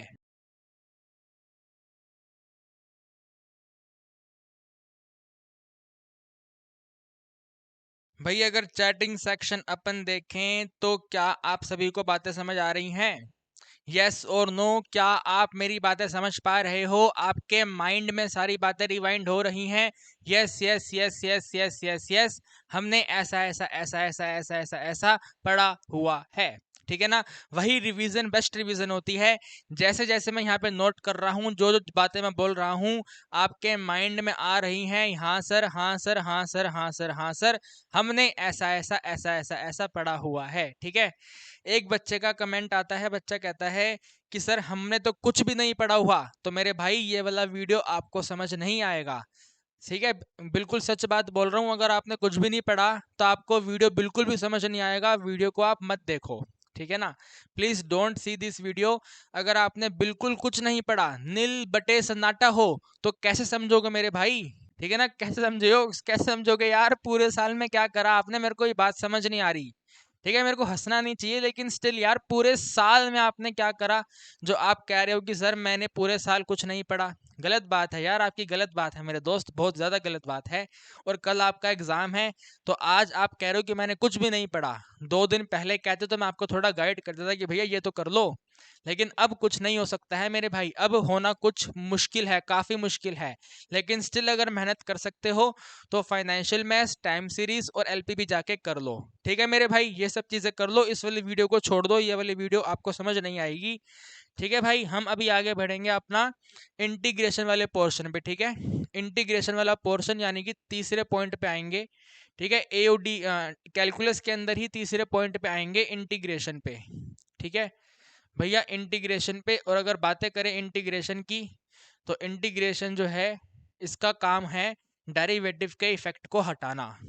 Removing the effect of derivative is known as the integration. तो अब ये होता कैसे है? ठीक है? ये होता कैसे है? तो इसके लिए दो चार फॉर्मूला हैं। सबसे पहले वाला फॉर्मूला, ठीक है, सबसे पहले वाला फॉर्मूला, अगर आपको इंटीग्रेशन करना है कांस्टेंट का with respect to X. Second वाला, अगर आपको इंटीग्रेशन करना है एक्स पावर एन का, यानी कि पावर रूल यहाँ पे अप्लाई होगा। ठीक है? तीसरे वाला, अगर आपको इंटीग्रेशन करना है 1/x का विद रिस्पेक्ट टू एक्स।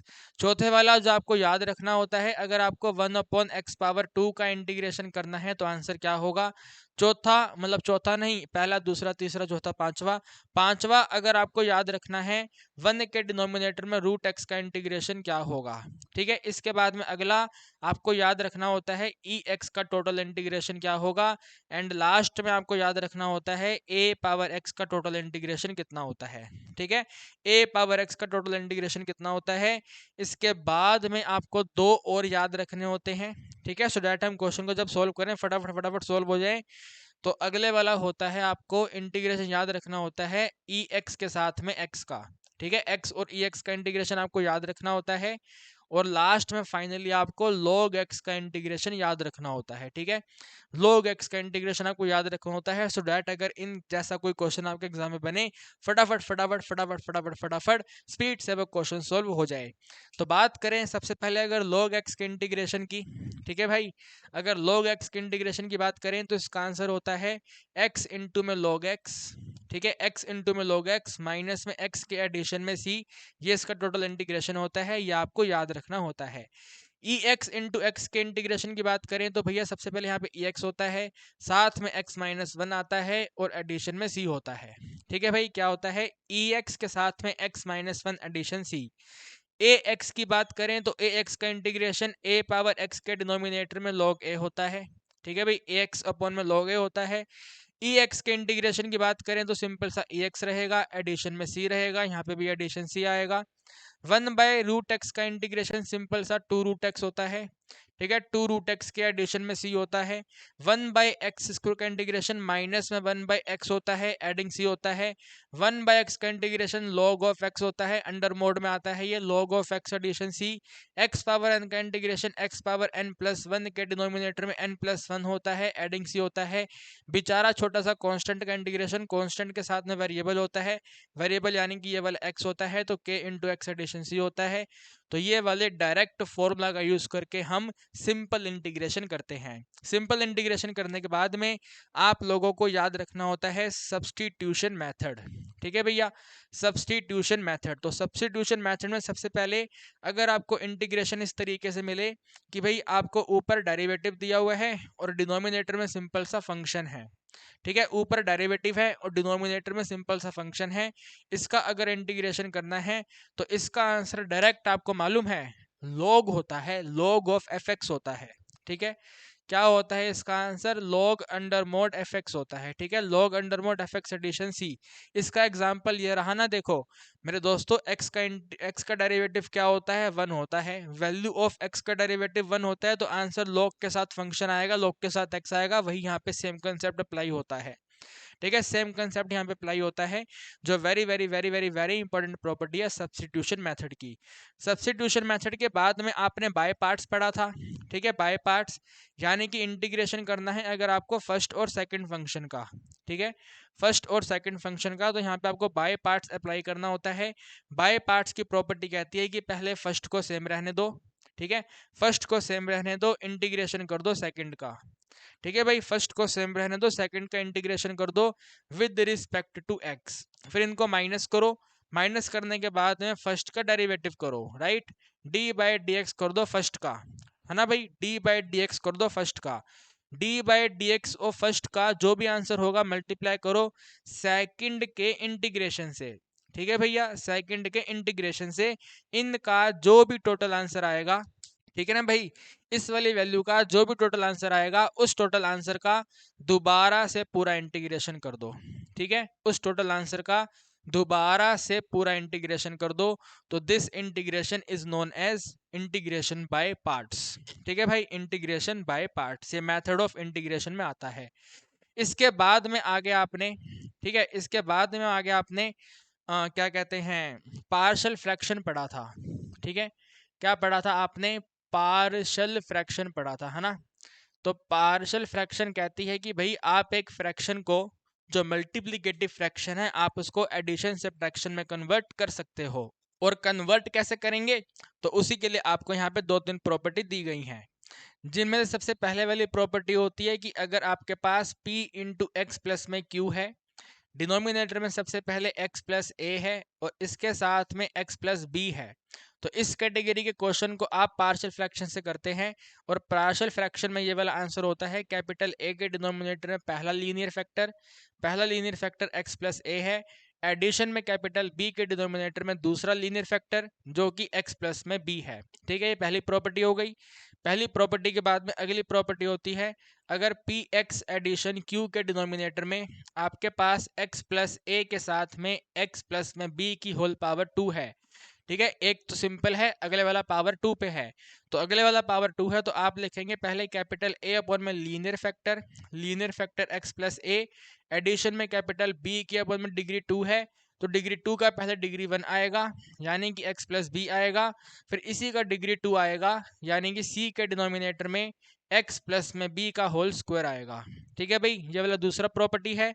इसके बाद में और कोई प्रॉपर्टी यूज होती है क्या इसमें, पार्शियल फ्रैक्शन में, हाँ, इसकी 3 प्रॉपर्टी हो सकती हैं। ठीक है, जो एग्जाम में बन सकती है, पी एक्स प्लस क्यू के डिनोमिनेटर में एक होगा आपका x प्लस ए, इसके बाद होगा एक x प्लस बी और एक होगा आपका x प्लस सी, तो इसकी टोटल वैल्यू होती है कैपिटल ए के अपॉन में x प्लस ए, एडिशन में कैपिटल बी के अपॉन में x प्लस बी और एडिशन में कैपिटल सी के अपॉन में x प्लस सी। ये वाली आपकी तीसरी प्रॉपर्टी होती है। ठीक है, यह आपकी 3rd नंबर की प्रॉपर्टी होती है। इसके बाद चौथी प्रॉपर्टी आती है, अगर आपके पास ऐसे है, ठीक है, ऐसे है, पी एक्स प्लस में क्यू के डिनोमिनेटर में x पावर 2 प्लस में a इंटू एक्स प्लस में b, ऐसे करके दिया हुआ है और डिनोमिनेटर का फैक्टर नहीं बन पा रहा, तो डिनोमिनेटर का फैक्टर नहीं बन पा रहा तो आप यहाँ पे इसको एज्यूम करते हैं, लेट करते हैं, इसमें जो न्यूमरेटर है यानी कि पी एक्स प्लस में क्यू जो है, ठीक है, पी एक्स प्लस में क्यू जो है, जो न्यूमरेटर है वो इक्वल है डी बाई डी एक्स। ठीक है, D by D x of denominator है आपके पास एक्स स्क्वायर प्लस में ए एक्स एडिशन में बी। ठीक है, इस वाले को मल्टीप्लाई करो कैपिटल ए से, तो पी एक्स प्लस में क्यू जो है वो कैपिटल ए इंटू में D by D x of x square plus में एक्स प्लस बी और एडिशन में कैपिटल बी के बराबर है। तो इस ऊपर वाली वैल्यू को ऐसे कन्वर्ट कर लिया जाता है, फिर क्वेश्चन को सोल्व कर लिया जाता है। ज़्यादा कोई दिक्कत वाली बात इसमें आती नहीं है, ठीक है। तो ये कुल मिलाकर के आपने इंटीग्रेशन के फॉर्मूलाज, ठीक है ना, ये वाले फॉर्मूलाज हैं, कुछ फॉर्मूलाज, और ये कुछ मेथड्स आपने पढ़े हुए हैं। यस और नो? पढ़े हैं नहीं पढ़े हैं? Very very good. इसके साथ में आपने ना कुछ डायरेक्ट आइडेंटिटीज पढ़ी होंगी, ठीक है। कौन कौन सी आइडेंटिटी? सबसे पहली आइडेंटिटी 1 के डिनोमिनेटर में अगर x पावर 2 माइनस में a पावर 2 है, ये वाली आइडेंटिटी। तो ये वाली आइडेंटिटी क्या होती है? ये वाली आइडेंटिटी होती है 1 अपॉन में 2a, ठीक है। 1 अपॉन में 2a के साथ में logarithm of x minus a के डिनोमिनेटर में x प्लस में a, ठीक है। इसका आंसर ये होता है। इसके साथ में वेरी वेरी वेरी इंपॉर्टेंट आपने पढ़ी हुई है, या चलो इसको मैं दूसरी वाली साइड पे बताता हूँ, ठीक है। इसको यहाँ से हटा देते हैं, अभी दोबारा लिखते हैं इसको, ठीक है। ये स्पेशल इंटीग्रेशन की कैटेगरी में जाता है ना, तो इसे हम यहाँ से हटा देते हैं, ठीक है। पहले आप बस इतने का स्क्रीनशॉट कर लो, ठीक है। पहले इतने का आप स्क्रीनशॉट कर लो, फिर स्पेशल इंटीग्रेशन को अलग से लिखते हैं, ठीक है मेरे भाई। इतना फटाफट तेजी में स्क्रीनशॉट कर लो आप। हो गया स्क्रीनशॉट? शाबाश, बहुत बढ़िया। आइए जी, तो मेरे साथ हेडिंग लगाइए स्पेशल इंटीग्रेशन, ठीक है।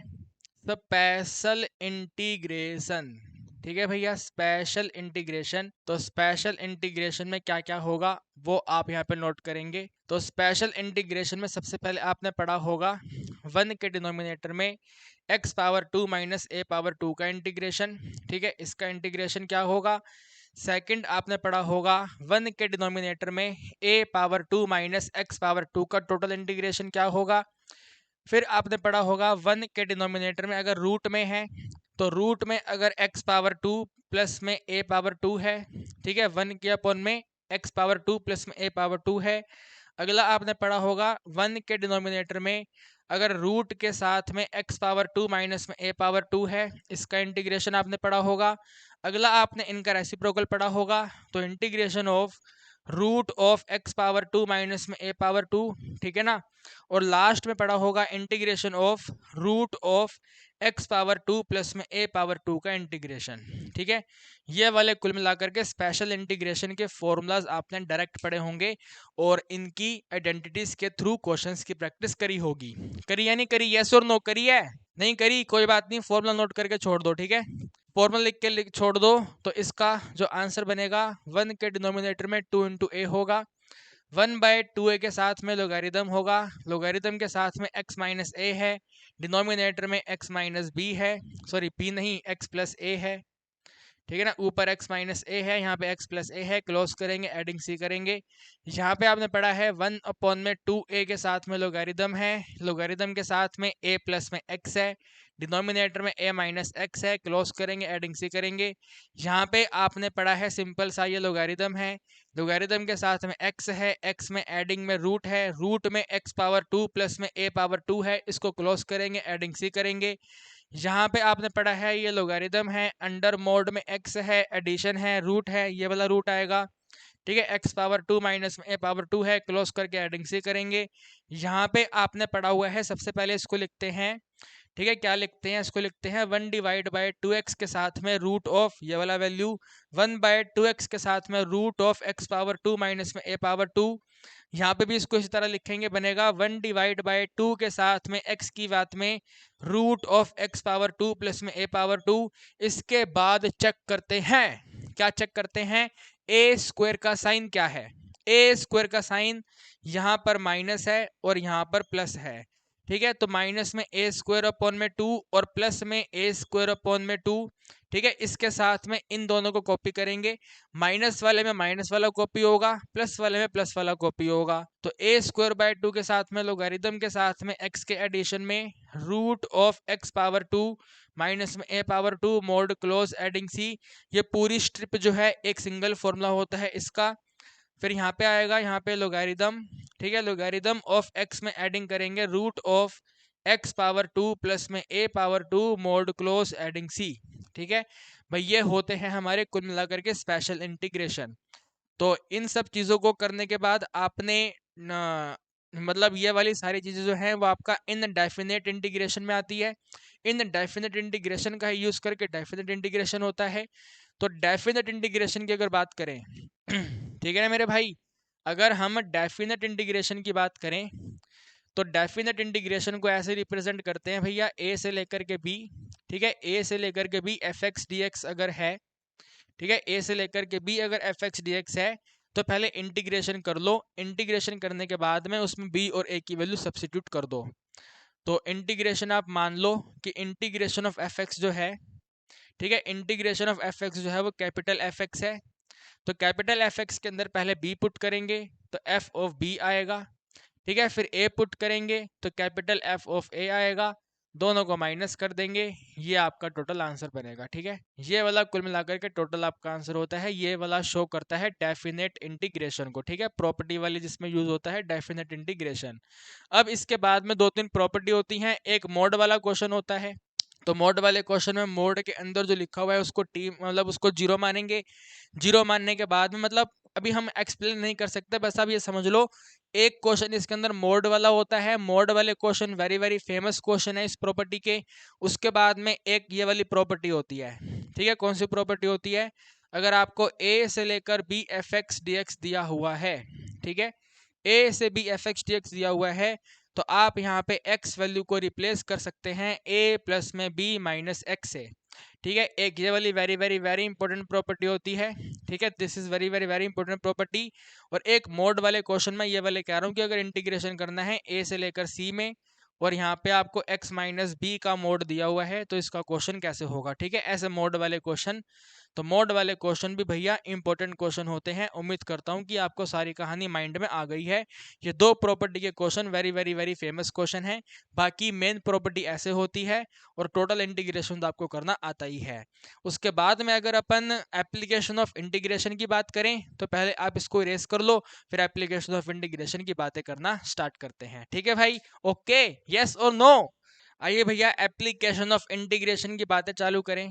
ठीक है, application of integration AOI, right, application of integration. तो एप्लीकेशन ऑफ इंटीग्रेशन में सबसे पहला question, very very very important question, determine consumer surplus. अगला question very very important, determine producer surplus. अगला very very very important question, determine total cost. अगला very very very important question, determine total revenue. ठीक है, ये चार type के question आपके exam में बनेंगे और 100% यही टाइप के क्वेश्चन आपके एग्जाम में आने हैं। ठीक है, कल आपको यही क्वेश्चन एग्जाम में देखने को मिलेंगे। तो अगर हम कंज्यूमर सरप्लस की बातें करते हैं तो कंज्यूमर सरप्लस में भैया जीरो से स्टार्ट करते हैं, वैल्यू एक्स तक जाते हैं। ठीक है, और पी वाली वैल्यू का इंटीग्रेशन करते हैं। ठीक है, पी वाली का मतलब है डिमांड फंक्शन का इंटीग्रेशन करते हैं और इस इंटीग्रेशन में माइनस कर देते हैं P multiply by x. Producer surplus की अगर बात करते हैं तो यहाँ पे p मल्टीप्लाई एक्स पहले आता है, इसमें माइनस हो जाता है जीरो से लेकर के x का वैल्यू। ठीक है, जीरो से लेकर x का वैल्यू और साथ में सप्लाई फंक्शन का इंटीग्रेशन। ठीक है भाई, सप्लाई फंक्शन का इंटीग्रेशन। अगर टोटल कॉस्ट पता करना होता है तो हमें इंटीग्रेशन करना होता है मार्जिनल कॉस्ट का विद रिस्पेक्ट टू एक्स। ठीक है भाई, with respect to x. And अगर आपको टोटल रेवेन्यू पता करना होता है तो इंटीग्रेशन आपको करना होता है मार्जिनल रेवेन्यू का।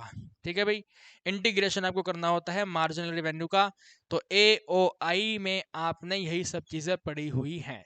ठीक है भाई, AOI में आपने यही सब चीज़ें पढ़ी हुई हैं, साथ में आपने एरिया अंडर द कर्व भी पढ़ा होगा। तो area under the curve very simple रहता है भाई, एरिया अंडर द कर्व में अगर आपके पास ये ग्राफ है, ये वाला आपका कर्व है, आपको ए से स्टार्ट करके बी तक का एरिया पता करना है।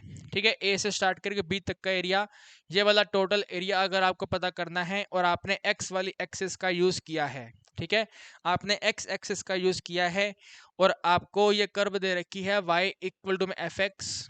ठीक है, y इक्वल टू में एफ एक्स करके आपको कर्व दे रखी है, तो आप इसका एरिया लिखेंगे भैया, इंटीग्रेशन ए से चालू होगा बी तक जाएगा, इस वाली कर्व का इंटीग्रेशन कर देंगे तो एफ एक्स का इंटीग्रेशन होगा विद रिस्पेक्ट टू एक्स।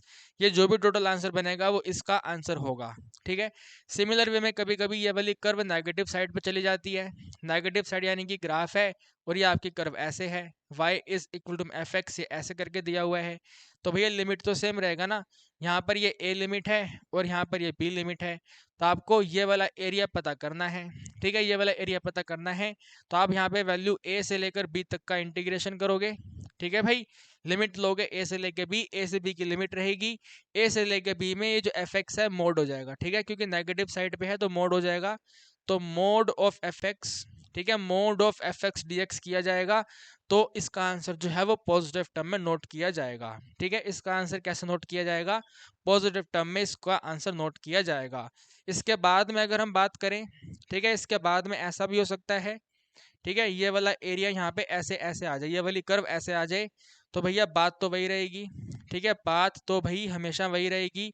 यहाँ पे आपका वैल्यू ए रहेगा, यहाँ पे आपका वैल्यू बी रहेगा, या चलो छोड़ो इसको ऐसे लिखो जैसे पहले लिखते आ रहे हैं, यहाँ पे वैल्यू ए है, यहाँ पे वैल्यू बी है, ठीक है, वैल्यू ए है और वैल्यू बी है। और आपको भाई ये वाला एरिया डिटरमाइन करना है क्या होगा, ठीक है, ये वाला एरिया क्या होगा। तो आप लिखेंगे भैया जो ए फॉर एरिया है, इंटीग्रेशन करेंगे ए से लेकर के बी, ठीक है, ए से लेकर के बी का इंटीग्रेशन करेंगे। ये वाली कर्व आपको एफ एक्स करके दे रखी होगी, तो एफ एक्स का इंटीग्रेशन कर देंगे एक्स के रिस्पेक्ट पे। और क्योंकि यहाँ पर ये वाला पॉइंट भी नेगेटिव साइड पर है, ठीक है ना, यहाँ पे नेगेटिव डायरेक्शन में है, तो यहाँ पर भी आपको मोड अप्लाई करना पड़ेगा, ठीक है, यहाँ पर भी आपको मोड अप्लाई करना पड़ेगा। इस छोटी सी बात का आप ध्यान रखना, ठीक है मेरे दोस्तों, ओके। इसके बाद में, या इसके बाद में छोड़ो, इसके बाद आगे कुछ नहीं आ सकता। सिमिलर में अगर आपका कोई एरिया तीसरे क्वाड्रेंट यहाँ पे चला जाए, ठीक है, पहला क्वाड्रेंट, चौथा क्वाड्रेंट, दूसरा क्वाड्रेंट, अगर तीसरे क्वाड्रेंट में चला जाए, ठीक है, यहाँ पे चला जाए, तो यहाँ पर भी आपको मोड अप्लाई करना होता है। यानी कि सिंपल सा मतलब है, सिर्फ पहले क्वाड्रेंट में पॉजिटिव रहता है, बाकी तीनों के तीनों क्वाड्रेंट में आंसर आपका मोड लगा करके पॉजिटिव बनाया जाता है, ठीक है भैया, मोड लगा के आंसर पॉजिटिव बनाया जाता है। इसके बाद में आगे कैलकुलस के अंदर आपने डिफरेंशियल इक्वेशन पढ़ा होगा, ठीक है, डिफरेंशियल इक्वेशन का बेसिक पोर्शन आपने पढ़ा होगा, हमने भी आपको 150 प्लस क्वेश्चन में करवाया था। तो सबसे पहले डिफरेंशियल इक्वेशन में आपने ऑर्डर पढ़ा होगा, ठीक है, सबसे पहले आपने ऑर्डर पढ़ा होगा। और ऑर्डर का मतलब क्या है, ऑर्डर तो देखते ही उड़ने वाला है। What is the meaning of order, तो ऑर्डर का मतलब है हाईएस्ट ऑर्डर डेरिवेटिव कितना प्रेजेंट है, जितना भी प्रेजेंट है वो आपका आंसर है। पहला डेरिवेटिव है पहला ऑर्डर है, दूसरा डेरिवेटिव है दूसरा ऑर्डर है, तीसरा डेरिवेटिव है तीसरा ऑर्डर है, तीन ऑर्डर है, इस तरीके से करके। इसके बाद आपने डिग्री पढ़ा होगा, ठीक है ना भाई, इसके बाद आपने डिग्री पढ़ा होगा, डिग्री ऑफ डिफरेंशियल इक्वेशन। जो ऑर्डर आपने पता किया है उस ऑर्डर की पावर क्या है, भाई जो ऑर्डर आपने पता करा है उस वाले ऑर्डर का पावर क्या है, that is known as the degree of differential equation, ठीक है, ऑर्डर हो गया, डिग्री हो गया। इसके बाद आपने सोल्विंग डिफरेंशियल इक्वेशन किया होगा, ठीक है ना भैया, solving differential equation, differential equation को सोल्व करना कैसे सोल्व होता है, वेरिएबल सेपरेबल मेथड से होता है, ठीक है, कैसे होता है, वेरिएबल सेपरेबल मेथड से होता है। तो आइदर डिफरेंशियल इक्वेशन का क्वेश्चन चॉइस में आएगा इन सब के साथ, ठीक है, इन सब के साथ चॉइस में आएगा, या फिर आएगा ही नहीं, सिंपल सी बात है। तो डिफरेंशियल इक्वेशन में आपने ये सब चीजें पढ़ी होगी। सोल्विंग डिफरेंशियल इक्वेशन का एप्लीकेशन आपने ग्रोथ और डिके पे पढ़ा होगा, ठीक है। अगर आपने अभी नहीं पढ़ा है भाई, अगर आपने अभी नहीं पढ़ा है तो दिक्कत वाली बात नहीं है, टेंशन नहीं लेनी है। आपने अभी नहीं पढ़ा ना, नहीं पढ़ा कोई बात नहीं, नहीं पढ़ा तो नहीं पढ़ा। ये वाला क्वेश्चन चॉइस में आएगा, ये वाला क्वेश्चन चॉइस में आने के बाद में इनके साथ चॉइस में आएगा, ये वाला अटेम्प्ट कर लेना, आप उसको छोड़ देना, ठीक है ना, उसको छोड़ देना, नहीं पढ़ा नहीं पढ़ा, कल एग्जाम है, टेंशन नहीं लेनी है, टेंशन नहीं लेनी है, फ्री माइंड से एग्जाम देने जाना है, ठीक है ना, फ्री माइंड से जाना है। अगर आपने इसमें ये तीन चीजें पढ़ी हुई हैं जो मैंने आपको 100% पढ़ाई हैं, तो आप इस चैप्टर को मैनेज कर पाओगे, कोई दिक्कत आपको नहीं आएगी, ठीक है, देयर इज नो दिक्कत एट ऑल, कोई दिक्कत आपको नहीं आने वाली है। अगर आपने मक्खन तरीके से ये तीनों की तीनों चीजें शानदार तरीके से पढ़ ली है, क्योंकि इस चैप्टर का क्वेश्चन अगर आएगा तो इनके साथ में चॉइस में आएगा।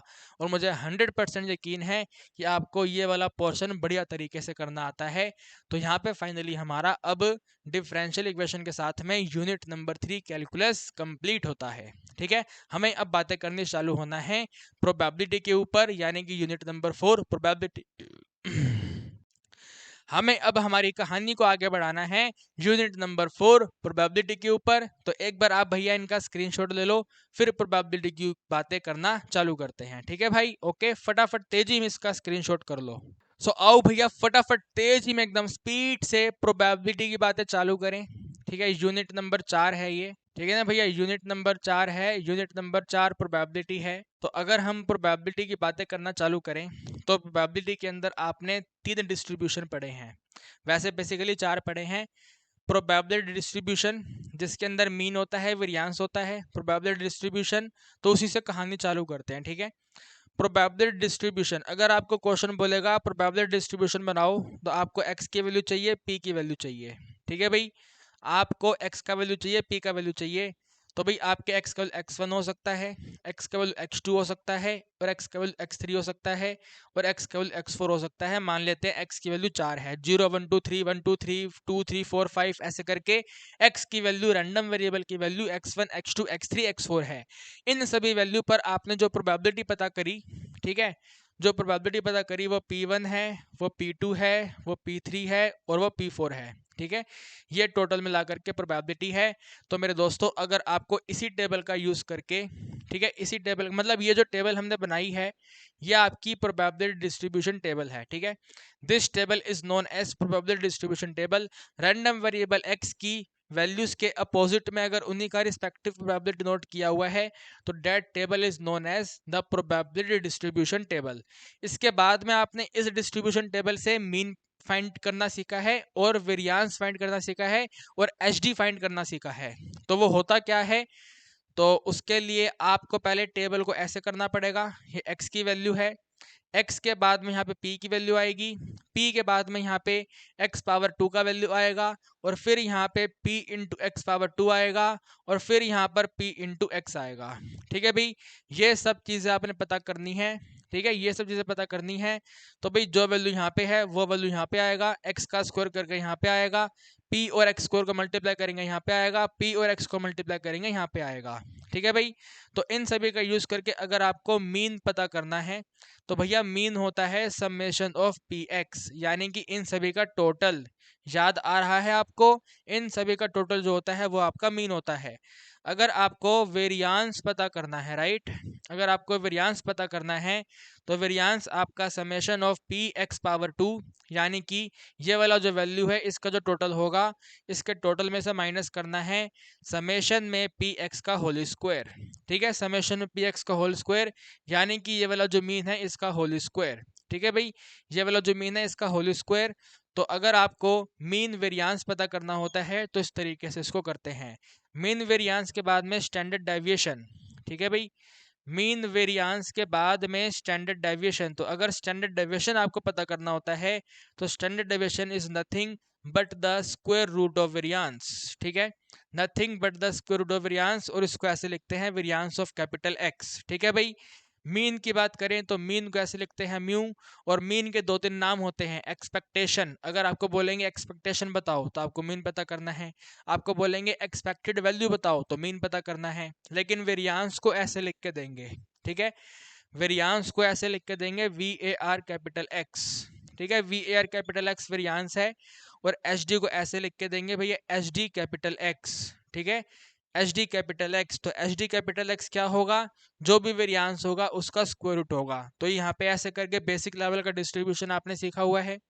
डिस्ट्रीब्यूशन के बाद में आपने बाइनोमियल डिस्ट्रीब्यूशन सीखा है, ठीक है ना, बाइनोमियल डिस्ट्रीब्यूशन आपने सीखा है।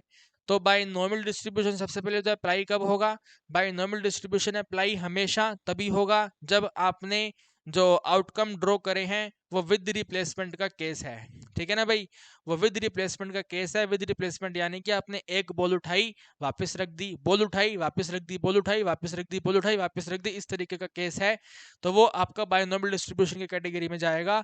एंड अगर आपको इस वाले डिस्ट्रीब्यूशन के हिसाब से प्रोबेबिलिटी पता करनी है तो वो होता है NCR, मतलब NCR नहीं, डायरेक्ट ऐसे नहीं आता है, यहाँ पे ऐसे आता है। अगर प्रोबेबिलिटी पता करनी है कैपिटल एक्स इक्वल टू में आर का, तो आंसर होगा NCR, NCR के साथ P पावर R और Q की पावर N माइनस R, ठीक है, इस हिसाब से होता है, जहाँ पे N होता है टोटल नंबर ऑफ ट्रायल, ठीक है, कितनी बार टास्क परफॉर्म किया गया है वो N है। R का मतलब रिक्वायर्ड प्रोबेबिलिटी, आपने टास्क 10 बार परफॉर्म करा, 10 में से 2 की प्रोबेबिलिटी बतानी है, तो 2 आपका रिक्वायर्ड प्रोबेबिलिटी है, और 10 आपका टोटल नंबर ऑफ ट्रायल है। P आपका प्रोबेबिलिटी सक्सेस होता है, और Q आपका प्रोबेबिलिटी ऑफ फेलियर होता है, ठीक है, वो इस यहाँ पे ऐसे इस तरीके से सोल्व हो जाता है। इसमें आपको ध्यान रखना होता है, अगर इसको सॉल्व करते हुए NC 0 हो या फिर NCN हो, इनका वैल्यू 1 होगा। ठीक है, इसको सॉल्व करते हुए NC 0 हो या फिर NCN हो तो टोटल वैल्यू 1 होगा। सिमिलर वे में अगर NC 1 हो तो इसका वैल्यू N होगा। ठीक है भाई, NC 1 हो तो आंसर कितना होगा? N होगा।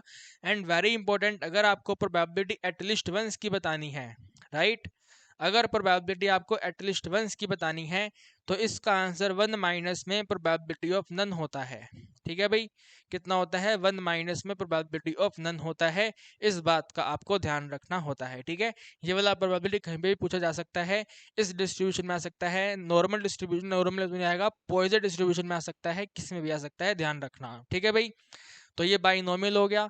बाइनोमियल के बाद में अगर पॉइजन की बात करें, ठीक है, पॉइजन डिस्ट्रीब्यूशन की बात करें तो पॉइजन डिस्ट्रीब्यूशन में भी भैया विद रिप्लेसमेंट का केस होता है। By Poisson distribution binomial distribution का एक्सटेंडेड वर्जन है। अगर यहाँ पे n का वैल्यू ग्रेटर हो गया, 30 से बड़ा हो गया, तो 30 से बड़े होने पर पॉइजन डिस्ट्रीब्यूशन में कन्वर्ट होता है। यानी कि यहाँ पर भी विद रिप्लेसमेंट के केस के हिसाब से क्वेश्चन सोल्व होते हैं। ठीक है, विद रिप्लेसमेंट के क्वेश्चन सोल्व होते हैं। यहाँ पे कंडीशन दो होती हैं भैया, n का वैल्यू बढ़ते बढ़ते बढ़ते बढ़ते बहुत बड़ा हो गया एंड प्रोबेबिलिटी सक्सेस का वैल्यू वेरी वेरी स्मॉल हो गया। ठीक है, probability success very very small है और n का वैल्यू बढ़ता गया बढ़ता गया बढ़ता गया बढ़ता गया बढ़ता गया, बहुत बड़ा हो गया। ठीक है, n वेरी लार्ज है और प्रोबेबिलिटी सक्सेस वेरी स्मॉल है, आप कह सकते हैं क्लोज टू जीरो है। ठीक है, क्लोज टू जीरो है, तो उस केस में डिस्ट्रीब्यूशन आपका अप्लाई होगा। और यहाँ पे सबसे पहले आपको मीन चाहिए होता है, मीन आपका होता है n इंटू पी। ठीक है भी, और हाँ, मीन से याद आया, मीन से मुझे याद आया, इस वाले डिस्ट्रीब्यूशन में अगर मीन पता करना है, ठीक है, इस वाले डिस्ट्रीब्यूशन मीन पता करना है तो n इंटू पी होगा। अगर वेरियांस पता करना है, राइट, अगर वेरियांस पता करना है तो एन पी क्यू होगा। और अगर एच डी पता करना है, स्टैंडर्ड डेविएशन पता करना है, तो root of n p q होगा। ठीक है भी, क्या होगा? Root of n p q होगा। यह बाइनोमियल डिस्ट्रीब्यूशन की खासियत है। साथ में पॉजिटिव डिस्ट्रीब्यूशन मीन पता करना है, जो कि पता करना होता है, तो वो एन इंटू पी होता है। ठीक है, क्या होता है? एन इंटू पी होता है। तो यहाँ पे अगर प्रोबेबिलिटी आपको x इक्वल टू में r पता करनी है तो इसका आंसर होता है e की पावर माइनस m, साथ में m की पावर r के डिनोमिनेटर में फैक्टोरियल ऑफ r। ठीक है, साथ में मतलब डिवाइड में फैक्टोरियल ऑफ r। एंड यहाँ पे ध्यान रखना है, ये e पावर माइनस m आपको एग्जाम में क्वेश्चन के बगल में लिखा हुआ गिवन होगा, आपको कोई टेबल ले जाने की जरूरत नहीं है। आपके एग्जाम में क्वेश्चन के बगल में लिखा हुआ आएगा कि भाई यूज करिए e power minus m equal to में दिस।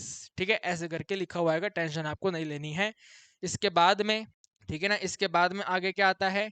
तो इसके बाद में आपको याद रखना होता है इसका वेरियांस। ठीक है, पॉइजन डिस्ट्रीब्यूशन का जो वेरियांस है, तो पॉइजन डिस्ट्रीब्यूशन का जो वेरियांस है वो n इंटू पी ही होता है। ठीक है, पॉइजन डिस्ट्रीब्यूशन का वेरियांस n इंटू पी ही होता है। ठीक है, पॉइजन डिस्ट्रीब्यूशन में मीन और वेरियांस दोनों के दोनों बराबर होते हैं। ठीक है, ये बात आपको ध्यान रखनी है। लास्ट में फाइनली आपको याद होगा नॉर्मल डिस्ट्रीब्यूशन, राइट, फाइनली आपका नॉर्मल डिस्ट्रीब्यूशन। तो अगर नॉर्मल डिस्ट्रीब्यूशन की बातें करते हैं तो नॉर्मल डिस्ट्रीब्यूशन में आंसर हमेशा less than greater than between का पूछा जाता है, राइट। आइदर आपको बोलेंगे probability of capital x smaller की वैल्यू बताइए, स्मॉलर यहाँ पे के मान लेते हैं, स्मॉलर के का वैल्यू बताइए, या फिर probability of capital x greater के का वैल्यू बताइए, या फिर आपको बोलेंगे प्रोबेबिलिटी ऑफ के वन स्मॉलर एक्स स्मॉलर के टू का प्रोबेबिलिटी बताइए। तो इन तीन में से कोई दो प्रोबेबिलिटी आपके एग्जाम में पूछी जाएगी, इधर स्मॉलर का, ग्रेटर का, और आपका बिटवीन का। ठीक है, और इन सभी प्रोबेबिलिटी को पता करने के लिए सबसे पहले आपको कैपिटल एक्स वैल्यू को जेड में कन्वर्ट करना होता है, जिसको कहते हैं standard normal variable. Standard normal variable में कन्वर्ट करने के लिए आपको लगाना पड़ता है फॉर्मूला कैपिटल एक्स माइनस में मीन। ठीक है, म्यू का मतलब है मीन, कैपिटल एक्स माइनस में मीन, और इसको डिवाइड कर देंगे स्टैंडर्ड डेविएशन से। ठीक है, इस वाले फॉर्मूला के हिसाब से कैपिटल एक्स के वैल्यू जेड में कन्वर्ट होगा। फिर आपको यहाँ पे जेड टेबल यूज करना होगा। ठीक है, यहाँ पे आपको जेड टेबल यूज करना होगा। अब जेड टेबल की बड़ी दिक्कतें हैं। ठीक है, जेड टेबल की काफी दिक्कतें हैं। जेड टेबल आप अपने आप से अपने स्कूल में लेके जाना।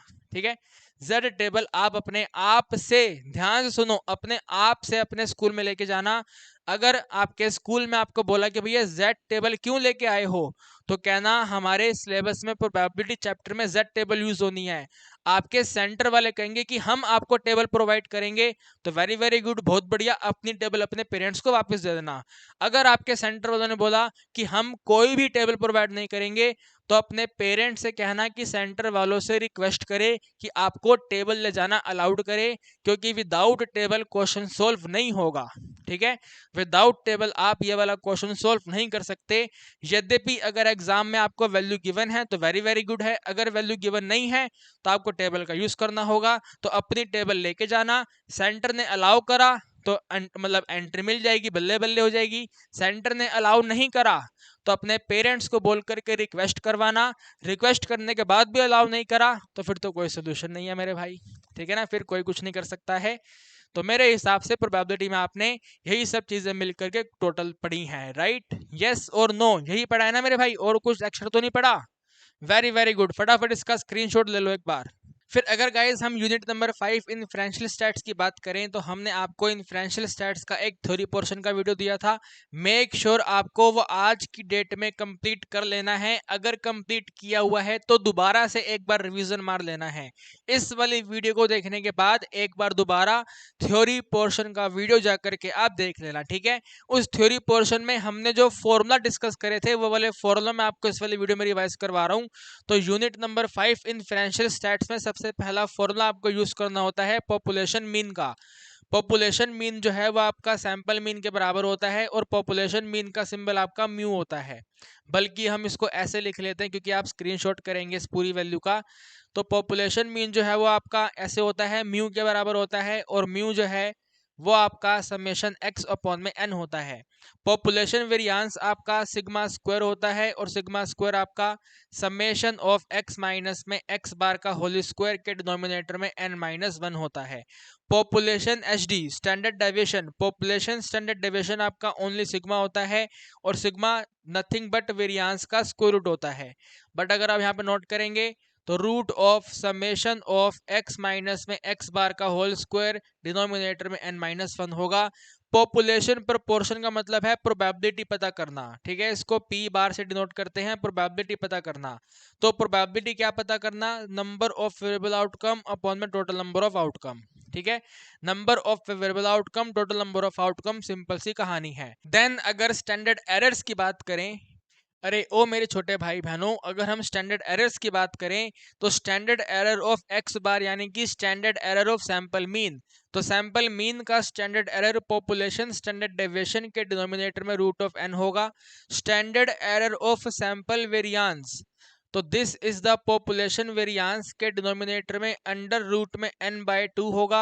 Standard error of sample standard deviation, तो ये पॉपुलेशन स्टैंडर्ड डेविएशन के डिनोमिनेटर में अंडर रूट में 2 मल्टीप्लाई n होगा। Standard error of sample proportion, probability success probability failure, p into q by n, ठीक है? p into q by n का total square root, यह आपका standard error of sample proportion होगा। इसके बाद में अगर हम यहाँ पर आए लेवल्स की बात करें, तो there are two type of level, ठीक है ना भैया? दो टाइप के लेवल होते हैं, एक होता है आपका कॉन्फिडेंस लेवल, एक होता है आपका सिग्निफिकेंस लेवल। सिग्निफिकेंस लेवल का मतलब है गलत होने का चांस, और कॉन्फिडेंस लेवल का मतलब है सही होने का चांस। गलत होने के चांस को आप अल्फा से डिनोट करते हो, सही होने के चांस को 1 माइनस अल्फा से डिनोट करते हो, ठीक है? बिल्कुल सिंपल है। टू टाइप ऑफ एरर, दो टाइप के एरर होते हैं भैया, एक होता है टाइप 1 एरर और एक होता है टाइप 2 एरर। यहाँ पे जो अल्फा है वही टाइप 1 एरर होता है, तो टाइप 1 एरर को अल्फा से डिनोट करते हैं। टाइप 2 एरर को आप यहाँ पे बीटा से डिनोट करते हो, ठीक है? टाइप 2 एरर को बीटा से डिनोट करते हो। टाइप 1 एरर का एक और नाम, टाइप 1 एरर का एक और नाम, तो एक और नाम क्या होता है इसका? फॉल्स पॉजिटिव होता है, ठीक है भाई? क्या होता है? फॉल्स पॉजिटिव होता है। टाइप 2 एरर का एक और नाम तो आपका फॉल्स नेगेटिव होता है, ठीक है भैया? क्या होता है? फॉल्स नेगेटिव होता है। उम्मीद करता हूं कि आपको कहानी याद है, ठीक है? Type 1 error, type 2 error, alpha beta, false positive, false negative. Testing की बात करें, दो टाइप के टेस्ट हैं, जेड टेस्ट है और एक आपका टी टेस्ट है, ठीक है? जेड टेस्ट है, टी टेस्ट है। जेड टेस्ट आपका लार्ज सैंपल टेस्ट है, ठीक है ना। जेड टेस्ट आपका लार्ज सैंपल टेस्ट है, टी टेस्ट आपका स्मॉल सैंपल टेस्ट है। लार्ज सैंपल टेस्ट आपको पढ़ना नहीं है, ठीक है ना, मतलब हमारे सिलेबस में नहीं है, तो आपको सिर्फ और सिर्फ स्मॉल सैंपल टेस्ट करना है। ये वाला आपके एग्जाम में नहीं आएगा, ठीक है, इसका क्वेश्चन आपके एग्जाम में नहीं आएगा, लार्ज सैंपल टेस्ट एग्जाम में नहीं आएगा, टी टेस्ट आएगा। तो टी टेस्ट जो स्मॉल सैंपल टेस्ट है, इसके क्वेश्चन क्या बनेंगे, इसमें आपको बोलेंगे अगर आपके सैंपल, ठीक है, अगर आपका सैंपल, अगर मतलब सैंपल का वैल्यू अगर n है, ठीक है, अगर सैंपल का वैल्यू n है, राइट, n का वैल्यू n वैल्यू आपको दे रखी है, तो बोलेंगे डिग्री फ्रीडम बताओ, तो डिग्री फ्रीडम होगा n-1। लेकिन अगर आपके पास दो सैंपल हैं, एक n1 है एक n2 है, एक n1 है एक n2 है, तो इस केस में डिग्री फ्रीडम होगा n1 के एडिशन में n2-1। ठीक है भैया, सैंपल से रिलेटेड ये वाला क्वेश्चन हो गया। फिर आपसे टेस्ट स्टैटिस्टिक का वैल्यू पूछा जा सकता है, ठीक है, टेस्ट स्टैटिस्टिक का वैल्यू क्या होता है, तो टेस्ट स्टैटिस्टिक का वैल्यू, ठीक है, टेस्ट स्टैटिस्टिक का वैल्यू वेरी वेरी सिंपल होता है, एक्स बार, ठीक है, एक्स बार माइनस में म्यू के डिनोमिनेटर में एस मल्टीप्लाई कर देंगे root of n minus one. भाई यहाँ पे n minus one, n minus one, n minus one, n minus one होगा, n 100% नहीं होगा, नहीं होगा, नहीं होगा, नहीं होगा, ठीक है भाई, यही होगा 100%, यही होगा, ठीक है। In case of two sample, जैसे यहाँ पे n1 n2 है, अगर दो सैंपल हैं तो दो सैंपल के केस में फॉर्मूला होगा एक्स बार माइनस में वाई बार, डिवाइड करेंगे एस से, ठीक है भाई, इसको डिवाइड करेंगे एस से, मल्टीप्लाई करेंगे रूट ऑफ n1, ठीक है, root of n1 n2 divide कर देंगे n1 प्लस में n2 से, ठीक है भाई, ये वाला फॉर्मूला होगा। जस्ट फॉर्मूला ध्यान रखना है, टेंशन नहीं लेनी है। थ्योरी पोर्शन वाला वीडियो जाके देख लो, सारी दिक्कतें आपकी सॉल्व हो जाएंगी। फॉर्मूला मैंने आपको यहाँ पे सारे बता दिए हैं, ठीक है, ये आपके सारे यहाँ पे फॉर्मूला है। उम्मीद करता हूँ कि सारे फॉर्मूला आपके माइंड में दोबारा से आ गए होंगे, है ना, सारे फॉर्मूला आपके माइंड में आ गए हैं। टाइप 1 एरर अल्फा होता है, टाइप 2 एरर बीटा होता है, टाइप 1 एरर का नाम फॉल्स पॉजिटिव होता है, टाइप 2 एरर का नाम फॉल्स नेगेटिव होता है। Population variance sigma, population variance sigma square summation x minus x का whole square by n minus one, दो लेवल होते हैं, ठीक है, सारी बातें याद आ रही हैं, यस और नो तो बता दो, वेरी गुड, फटाफट तेजी में इसका स्क्रीनशॉट लो, फिर आगे टाइम सीरीज पे बढ़ते हैं, ठीक है। सो मेरे दोस्तों, टाइम सीरीज की वैल्यूज को ना यहाँ पे नोट करने की जरूरत नहीं है, टाइम सीरीज का डेटा आप मेरे बोलते बोलते समझते जाओ। टाइम सीरीज के कंपोनेंट कितने हैं, चार कंपोनेंट है, टी है, सी है, आई है, एस है। टी का नाम ट्रेंड है, सेक्युलर ट्रेंड है, आई का नाम इरेगुलर ट्रेंड है, एस का नाम सीजनल ट्रेंड है और सी का नाम साइक्लिक ट्रेंड है। इन ट्रेंड के ऊपर क्वेश्चंस आएंगे, मेक श्योर 150 प्लस क्वेश्चन आपने देखे हैं, उनके अंदर मैंने many many many many many possible question जो हो सकते हैं वो सब आपको करवाए हैं। तो मेक श्योर आप इन ट्रेंड के क्वेश्चंस का वीडियो 150 प्लस की वीडियो में जाकर के कंप्लीट कर लो, ठीक है, ट्रेंड के ऊपर जो क्वेश्चन बेस रहेगा वहां से आपको कंप्लीट हो जाएगा। और जिसने वो वाला वीडियो देखा हुआ उसके माइंड में आ गया होगा कि हाँ सर हमने ऐसे ऐसे क्वेश्चन करे थे, है ना। कोविड की वजह से हॉस्पिटल में नंबर ऑफ पेशेंट इंक्रीज हो गए, कैसा ट्रेंड है, इरेगुलर ट्रेंड है। कोविड हर साल नहीं आता है, लेकिन गर्मी की वजह से, अधिक गर्मी की वजह से हॉस्पिटल में नंबर ऑफ पेशेंट इंक्रीज हो गए, तो गर्मी तो हर साल आती है, गर्मी तो हर साल आती है, तो कैसा ट्रेंड है, सीजनल ट्रेंड है।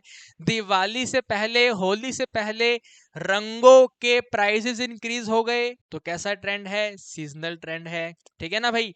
फैक्ट्री में अचानक आग लगने की वजह से काम ठप हो गया, कैसा ट्रेंड है, इरेगुलर ट्रेंड है। ऐसा कौन सा ट्रेंड है जिसके अंदर प्रोस्पेरिटी डिक्लाइन होता है, तो भैया बिजनेस साइकिल में होता है, बिजनेस मतलब हाँ ठीक है, बिजनेस साइकिल में होता है, ठीक है ना, बिजनेस वाले ट्रेंड में होता है, साइक्लिकल ट्रेंड में होता है। बिजनेस साइकिल को कौन कंप्लीट करता है, साइक्लिकल ट्रेंड करता है। इंडिया की 5 ईयर प्लानिंग के डेटा को किसमें इंक्लूड करेंगे, तो सेक्युलर ट्रेंड में करेंगे। Secular trend long term data होता है, सिर्फ और सिर्फ यही एक ऐसा है जो लॉन्ग टर्म डेटा होता है, सेक्युलर ट्रेंड, जिसको टी से डिनोट करते हैं, secular trend long term data होता है, बाकी सारे के सारे वैल्यूज शॉर्ट टर्म डेटा होते हैं। इसके बाद में टाइम सीरीज के कितने मॉडल होते हैं, दो मॉडल होते हैं, पहला मॉडल एडिटिव मॉडल, दूसरा मॉडल मल्टीप्लिकेटिव मॉडल। याद आ रहा है आपको, एडिटिव मॉडल में चारों कंपोनेंट को ऐड करते हैं, मल्टीप्लिकेटिव मॉडल में चारों कंपोनेंट को मल्टीप्लाई करते हैं, खेल खत्म हो गया। इसके बाद में टाइम सीरीज का यूज कहाँ पे होता है, तो टाइम सीरीज का यूज फ्यूचर प्लानिंग के लिए होता है, फ्यूचर एस्टिमेट करने के लिए होता है, रिलेशनशिप एनालाइज करने के लिए होता है, पास्ट बिहेवियर को एनालाइज करने के लिए होता है। ठीक है, इन सब तरह का यूज होता है टाइम सीरीज का। इसके बाद में मेथड्स ऑफ टाइम सीरीज क्या हैं, ठीक है ना, यानी कि फ्यूचर प्लानिंग करना है, एस्टिमेट करना है, तो कौन से मेथड का यूज करके करेंगे, तो दो मेथड आपको पढ़ने हैं, moving average method, least square method. Moving average method pair wise average है, पेयर वाइज एवरेज है, पेयर बनाओ डिवाइड करो, पेयर बनाओ डिवाइड करो, पेयर बनाओ डिवाइड करो। 3 बोला है तो 3 का पेयर बनाओ, 3 से डिवाइड करो, 3 का पेयर बनाओ, 3 से डिवाइड करो। 5 बोला है, 5 का पेयर बनाओ, 5 से डिवाइड करो। 4 बोला है तो 4 के पेयर बनाओ, 4 से डिवाइड करो। 6 बोला है, 6 के पेयर बनाओ, 6 से डिवाइड करो। लेकिन अगर इवन केस है, यानी कि 4 वाला और 6 वाला केस है, तो इन दोनों के दोनों केसेस में आपको ध्यान रखना होता है, सेंटर मूविंग एवरेज डिटरमाइन करना होता है। याद है आपको सेंटर मूविंग एवरेज? सारी बातें याद आ रही हैं माइंड में? यस और नो, हाँ या ना? आ रहा है याद या नहीं आ रहा है?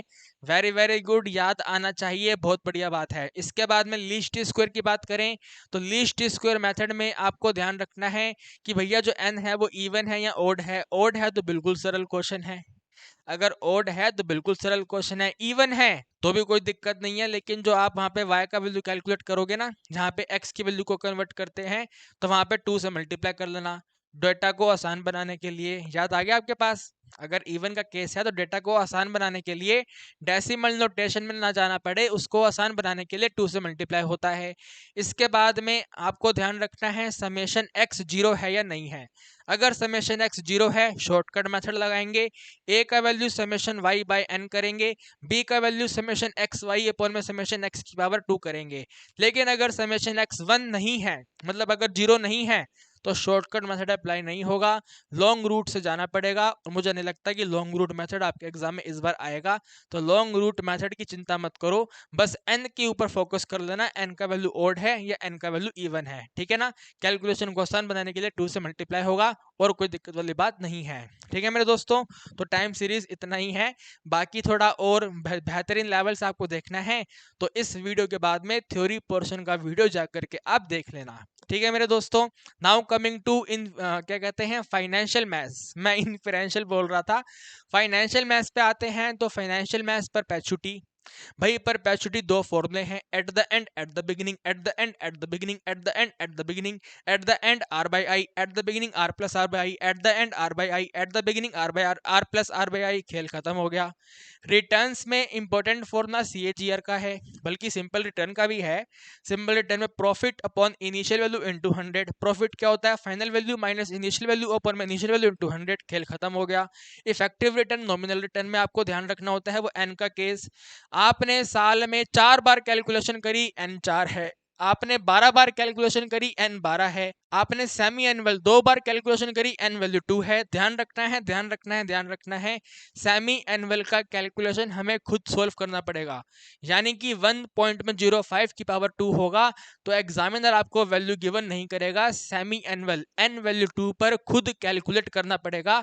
1.05 क्या होगा, डिग्री 2 क्या होगा, खुद हमें करना पड़ेगा। फटाफट तेजी में मल्टीप्लाई करके चेक करना आपका आंसर क्या होगा।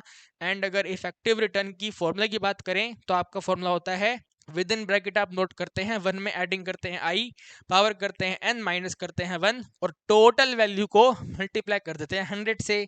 आपका क्या कहते हैं, कौन सा रिटर्न था, इफेक्टिव रेट ऑफ रिटर्न निकल के आ जाता है। उसके बाद में CAGR final value upon initial value, total power 1 by n minus 1 into 100। खेल खत्म हो गया। दोबारा बोलेंगे, final value upon initial value, power 1 by n minus 1 into 100। खेल खत्म हो गया। CAGR के बाद में सिंकिंग फंड पे आएंगे। सिंकिंग फंड का बिल्कुल बच्चे लेवल का फॉर्मूला, बिल्कुल ही बच्चे लेवल का फॉर्मूला, ए बराबर आर, ए बराबर आर के ब्रैकेट में 1 plus i power n minus 1 upon में आई। बात याद आ गई आपको? यस और नो मेरे दोस्तों, यस और नो। लिखने में समय खराब हो रहा था तो मैंने सोचा आपसे अब फेस टू फेस बातें करके एंटरटेन करके आपको सारे फॉर्मूला रिवाइज करवा दूं। सिंकिंग फंड, वैल्यू ए बराबर आर, के ब्रैकेट में 1 plus i power n minus 1 upon में i, very simple formula. Coming to EMI, दो फॉर्मूले हैं, पॉजिटिव पावर का फॉर्मूला, नेगेटिव पावर का फॉर्मूला। पॉजिटिव पावर में P into i into 1 plus i power n upon में 1 plus i power n minus 1। Negative power का formula P into i upon में 1 plus i power minus n minus 1 into में, मतलब sorry 100 कुछ नहीं करेंगे, बस सिंपल, ठीक है। P इंटू आई अपॉन में 1 के माइनस में 1 प्लस में i power minus n। I think मैंने पहले गलत कर दिया, रिकॉर्डिंग में चेक करने का समय नहीं है मेरे पास, आप समझ जाओ। नेगेटिव वाली वैल्यू में P इंटू आई के डिनोमिनेटर में 1 में माइनस करेंगे 1 plus i power minus n, EMI का सिंपल सा फॉर्मूला। एक रह गया EMI का फ्लैट रेट मेथड। EMI का flat rate method, total principal में ऐड करेंगे टोटल इंटरेस्ट, जो लोन अमाउंट है P उसमें ऐड करेंगे टोटल इंटरेस्ट, जितने भी सालों का इंटरेस्ट बनेगा वो टोटल इंटरेस्ट ऐड करेंगे, डिवाइड करेंगे टोटल नंबर ऑफ मंथ से। किससे डिवाइड करेंगे? टोटल नंबर ऑफ मंथ से डिवाइड करेंगे। अपने माइंड में ये बात आपको ध्यान रखनी है, बल्कि आपको ये बातें याद आ रही होंगी, ठीक है। पॉजिटिव हो गया, नेगेटिव हो गया, EMI हो गया। Depreciation, depreciation total cost minus में scrap value divide by n, यही है ना भैया। नंबर n क्या होता है यहाँ पे? Estimated life of asset. Annual depreciation बराबर टोटल कॉस्ट माइनस में salvage value divided by estimated life of asset. खेल खत्म हो गया। डेप्रिसिएशन का याद होगा 150 प्लस क्वेश्चन सीरीज में मैंने आपको डेप्रिसिएशन शेड्यूल का क्वेश्चन कराया था। मेक श्योर डेप्रिसिएशन शेड्यूल का क्वेश्चन आपको करना आ गया है।